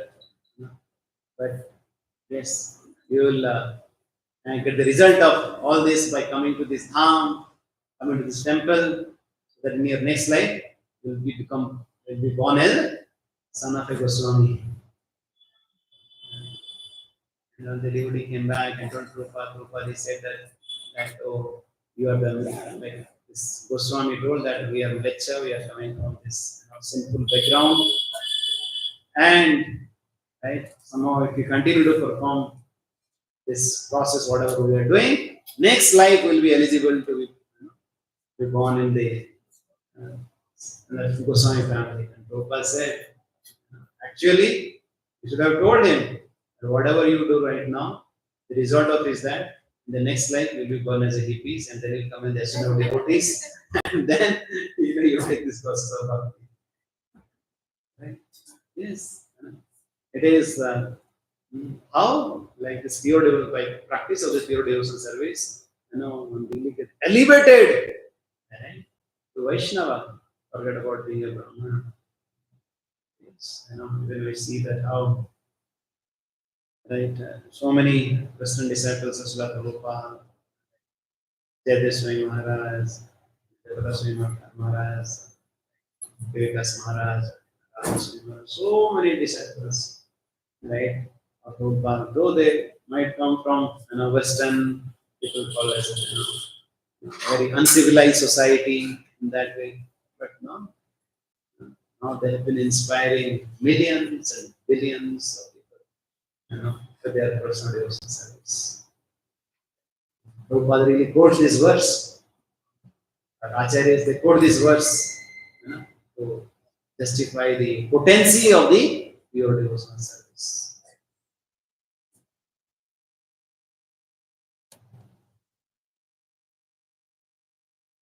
This one who is engaged in Krishna consciousness and devotional service has without doubt become free from all contaminations of material sinful activities. Devotional service, therefore, has the power to actually nullify all kinds of reactions to sinful things. And this is another beautiful verse from Padma Puran, which says that Aprarabdha phalam papam kutam bijam phalan mukham kramaneva praliyate Vishnu bhakti ratatmanam. So, what is mentioned here? Once somebody is having Vishnu bhakti ratatmanam, once somebody is absorbed, rati, ratatmanam, once he is absorbed in Vishnu bhakti, four things happens. What are the four things happens? Aprarabdha, which is not yet fructified, which is not yet, which is currently in the immature stage right now, right? They get destroyed. And then papam, right? Kutam, bijam, right? The papam, the sinful activities, the kutam, the sinful propensities, and bijam, the sinful desires, everything gets eradicated. Right? So, this verse says that how one should perform the devotional service. We eradicate all the sinful reactions, and then we stop all the sinful activities. And third, we counteract all the sinful propensities. And fourth, it uproots the sinful desires. We talked about how it eradicates sinful reactions that we might get because of some karmic activity. It eradicates our sinful reactions, and then it stops, right? As soon as we start in the professional devotion service, we don't like to continue to commit the sinful activities. No more meditation, no more no more gambling. We stop all the sinful activities. And third, it counteracts all the sinful propensities that we have. And then fourth, it uproots the desires, sinful desires. So somebody might ask, what is the difference between this Kutam and Bijam. What is the difference between propensities and desires? Acharya clarifies that just like a boy, right? Maybe having some, he watches a lot of movies, this and that, and he had also desire to drink and smoke. That propensity is there. But then, once maybe he goes to the hospital, right, for his engineering or whatever, and then he sees also friends and indulge in so many activities, and his desires become more strong. Right? That propensity, translates into the desire. Now, yes, now let me. That how propensity becomes propensity desire. So maybe I have one nice, yes. I think I had shown this earlier as well. Right. So the Kuta means, oh yes, I need money. That's just a slight inclination will come, some tickling will come, right, within our heart. Shouldn't I steal? And then the desire, you really start making a plan. Yes, I will steal that house, right, on this day, in this way, at that point of time, right? That all that desire, all that plan, sinful desire, and then, right, when we commit the sinful activities. Oh, now I did it. I got so much of wealth. But then we get the prarabdha. We are really getting punished. Well, in some cases, it may happen that you are not getting caught. That thief is not getting caught for some time. Then, his propensity to steal was more stronger. Right? Then it goes to, once again, a vicious loop. Right? Because that aprarabdha, that unmanifested sinful reactions, translated into kutam, into bijam, into papam. That's how everybody is really going into this loop again and again. Is it clear? Actually, initially, soul actually it has knowledge. Yes. So why initially initial stage how we got the Yes. That's always a wonderful question. Like we talked about that how Jiva falls down, how Jiva gets this desire. Gopal answered in so many ways. He says that yes, somehow or other we have fallen into the dark well. Now focus on how do you really get out of the well.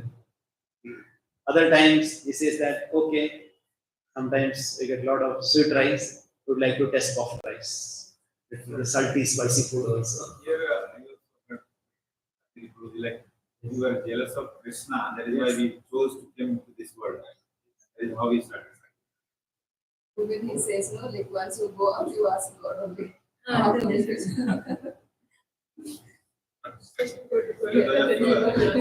then again, the question arises that we are part and parcel of Krishna only. How we can have jealous. Jealousy came into the picture. Somehow or other, right? Lord always gives that free will to everyone. So that because of the free will which was Misuse of that free will. Okay. So, is it clear this much? And once we do this Prasam devotional service, everything. How 9.2 is related there? In the purport, Prabhupada has given this verse.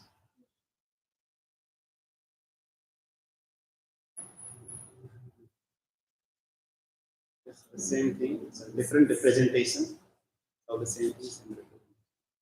Devices in their different stages of development are analyzed herein. Palanmukham, vice is that which we may be undergoing at the present stage of life. Visam, vice is in the seeding process where our desires are different types. And Kutam is a prior phase to the Visam, that's the germinating stage. Now Praradham is a fountain, source of all, and from this storehouse of vicious life, all other stages develop. And all the stages of vicious life become at once switched off by reduction of the devotional service. And another set of terminologies. or with an analogy also. We can discuss, right? We hear of that, silo example, grain silo example. You heard that? No. Why do bad things happen to good people? And then we give that silo example that okay, maybe earlier you have put some bad grains, and now though you are not putting good rains, but for a period of time. Or people talk about a water tank. You have a big water tank, and the water is filled there, and you have a small pipe which is really coming out, and from top, water is also get filled. Water is also filling that water tank. So, so whatever is really coming out is you are getting the phala, the reactions. Whatever is there in the water tank is a sanchit karma, right? And whatever is really coming inside that water tank is a kriyamana. Right?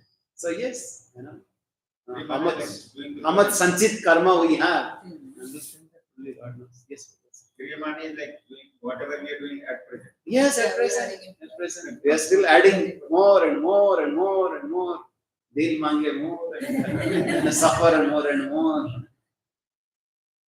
Right? That kriyamana is really added.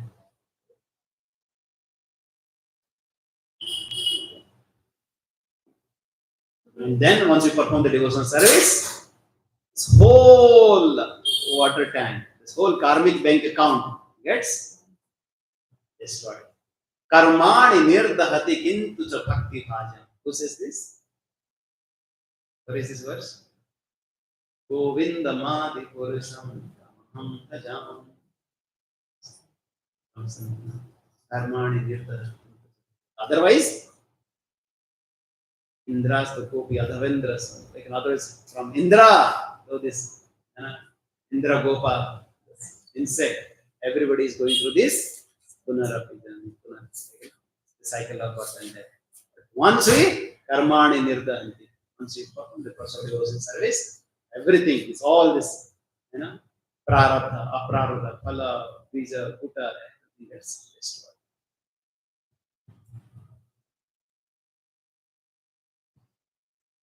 So simply by chanting the holy name of Krishna once, a person is relieved from all the reactions of sin.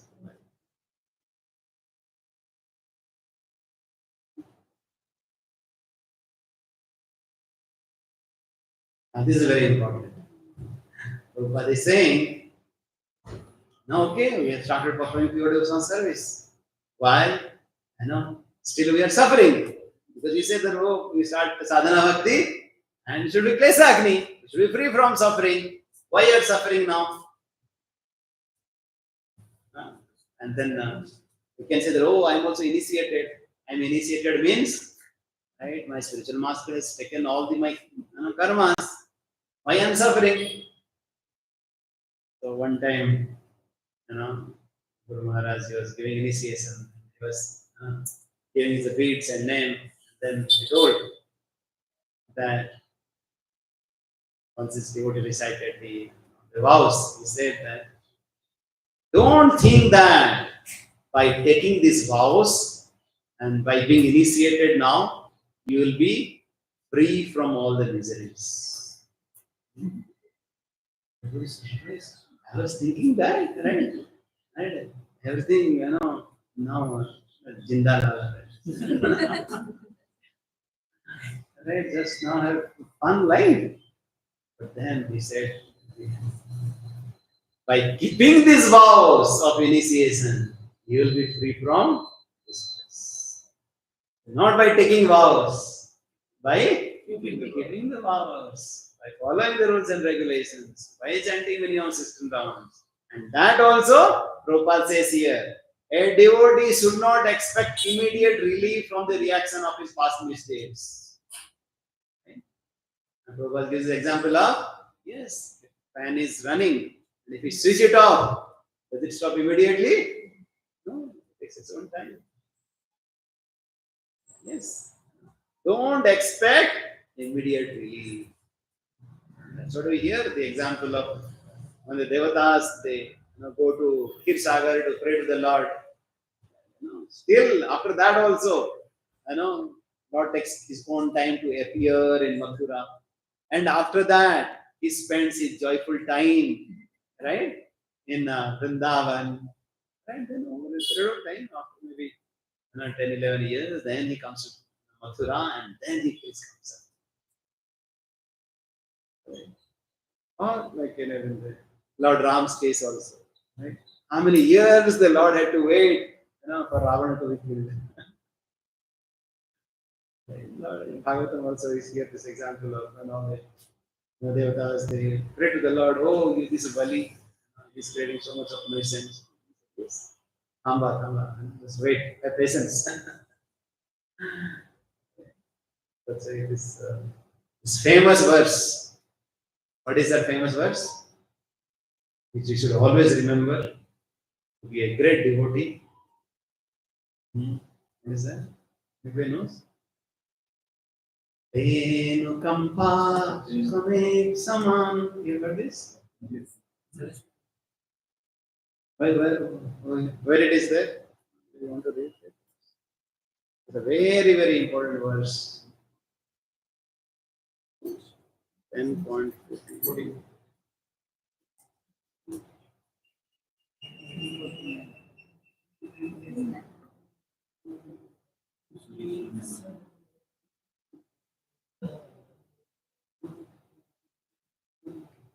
Please repeat because it's a very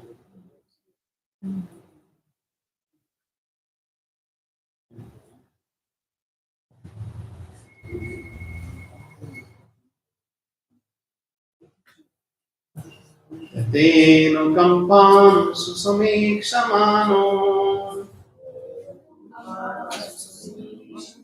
Gunjanaivatmakritam vipatam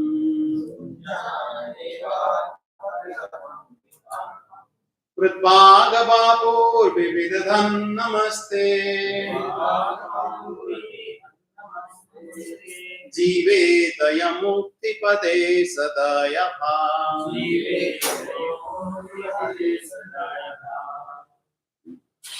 So, Lord Brahma is saying, what is he saying?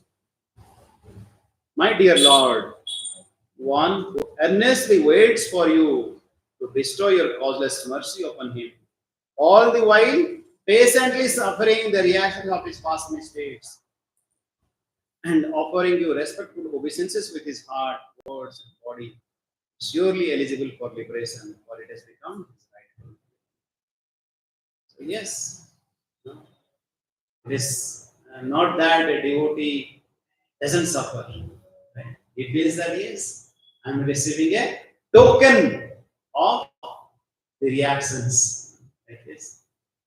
One time, one disciple of Prabhupada, you see, I was cutting the vegetables for the Lord, for Rajbhog, and my finger got caught. You should be thankful to the Lord that your head was supposed to be cut. Your finger got caught. And this is a Gunjano Ivatma Kritam Vipakam. Gunjana. I am suffering is because of my sinful reactions. It's not that Lord is giving this problem to me. Right? So accept the suffering. And then at that point of time, he feels grateful to the Lord. Oh Lord. So how you are showering your causeless mercy upon me, that you are just giving only a token of mercy. And not only he is grateful, but also he continues to respect the Lord. How? With his body, mind and words, he is continuing to perform his devotional service. He is grateful, he is respectful, then he is still, he's expecting their mercy. What? So samiksamano, earnestly hoping that, oh Lord, always another quality of a devotee is asanubandha. Hope against hope that yes, Lord will come soon and really take care of myself.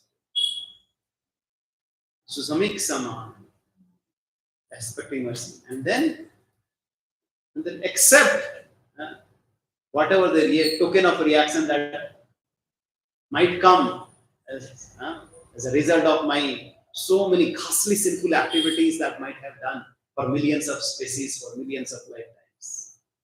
Right? I accept that misery also. And then I tolerate.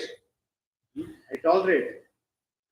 Tolerate all the adversities, all the dualities. Right? Punjana. Punjana means I tolerate. So that's how I become a great. That's the quality of a great devotee. What is a great devotee? First is grateful. Second is respectful. Kritbhagava purvi. And then expecting mercy earnestly. Susamik sumano. And then he accepts what are the reactions that might come. Not really blaming anyone or any situation, Lord. But that, yes, it's because of my problem that I'm just kind of getting into. At the same time, not only accepting the suffering is a part of our karma, but also tolerate. Gunjan.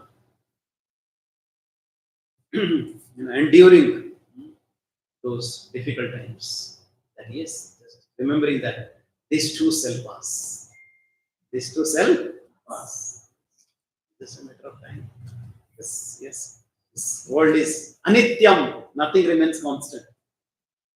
These two shall pass. Just have that mantra.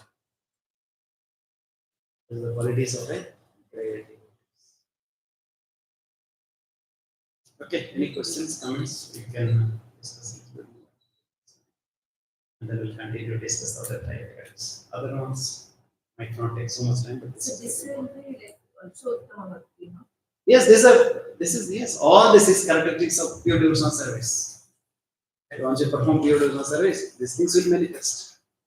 In the sadhana bhakti, at the sadhana bhakti stage, these two will get manifest. Once you go to bhava bhakti, other two will get manifest. And once you have prema bhakti, all the six will get manifest.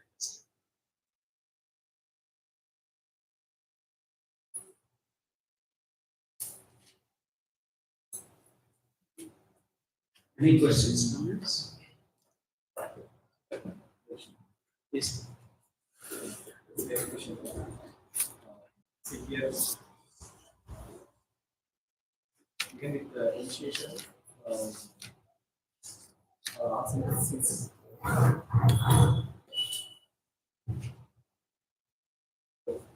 in initiation from all lessons are not going to help. So, few are somehow made to suffer.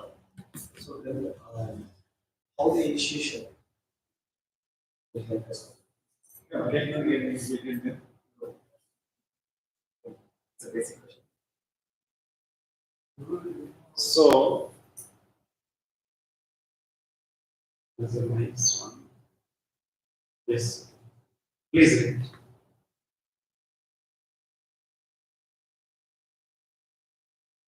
Yes, please read. Please.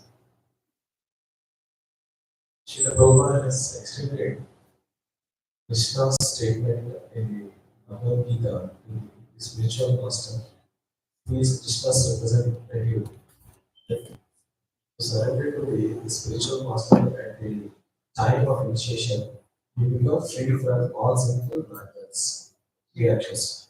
So, which is it? Are we actually free from all sinful reactions immediately? When we surrender to our, we gradually become free. What is it? Gradually. Yes. The Prabhupada has given some other hints which could help us resolve the mission. He has said that when the devotee surrender to Krishna, Krishna will take charge of devotee's sinful reactions and use the devotee's sinful reactions for the best value of the devotee. So what? So you see here, what Maharaj is saying here. Krishna will take charge of the devotee's sinful reactions. It is not saying that Krishna will burn all these devotees' sinful reactions. Take charge means we'll keep it And whenever I feel that you need it, I'll give it open order.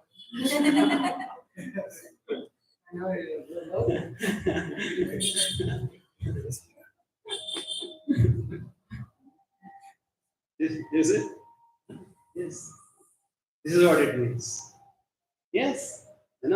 Once we are surrendered with it, we are, there's a difference. We always give this example that a kid punished by the mother or punished by the policeman.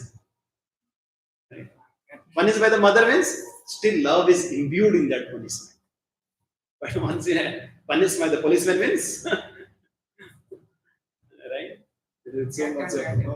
No mercy. Yes, that's what it means.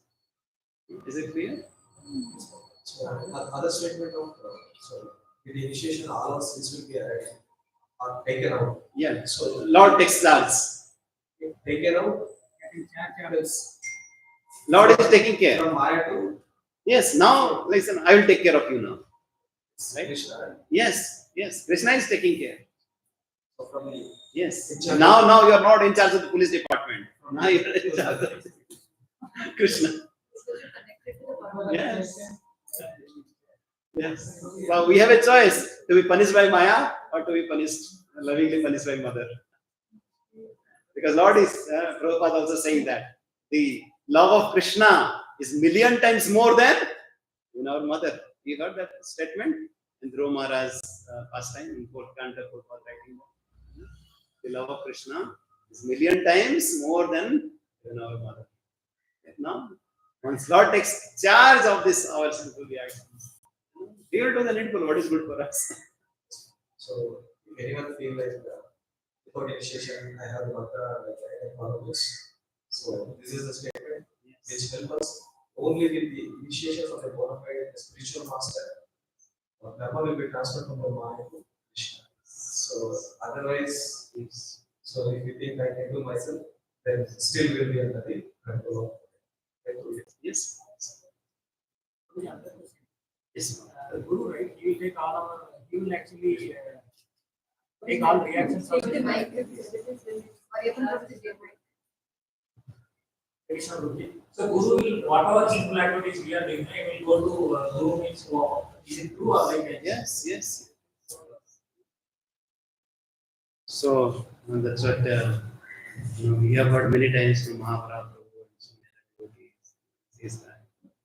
Yes. It's not that one spiritual master suffers or pure devotee suffers. Not because of their some sinful reactions. Yes. Once again, they just wanted to show to the devotees that okay, yes, I am taking care, but it's important for you to follow the discipline, to keep your vows. Then the disciple feels so much more. Okay, I have come here to serve Guru and Krishna, not to give my problems to Krishna. Then it becomes more accountable to the belongingness, how he should be careful. The other way also, devotee was very sincere. So be careful. Also, like whatever past karma we have done, and also we will go to. Yes, everything. Aparadha, that's what we say. Like that, during the initiation, Lord takes charge of everything. Aparadha, palam, papam, right? Kutam, vijam, palam, mukam. Everything he takes charge. Not only prarabdha. No, I'm saying because of past karma, whatever we have done. Yes, everything, everything. He will suffer. At that point of time, during initiation, he takes care of that. He takes care of that. But then, right? That he, of course, is also Guru Parampara system, right? That Krishna, he takes charge of that one. But then after initiation means yes, Guru takes that accountability that this process is serious. Okay. Hare Krishna. Okay, you can just read this. The Lord therefore creates a particular situation to eradicate this remaining enjoying spirit. This unhappiness suffered by a sincere devotee is not technically a karmic reaction. It is rather the Lord's special mercy for inducing this devotee to completely let go of the material world and return home back to Godhead. Hare Bo. Prabhupada ki jai.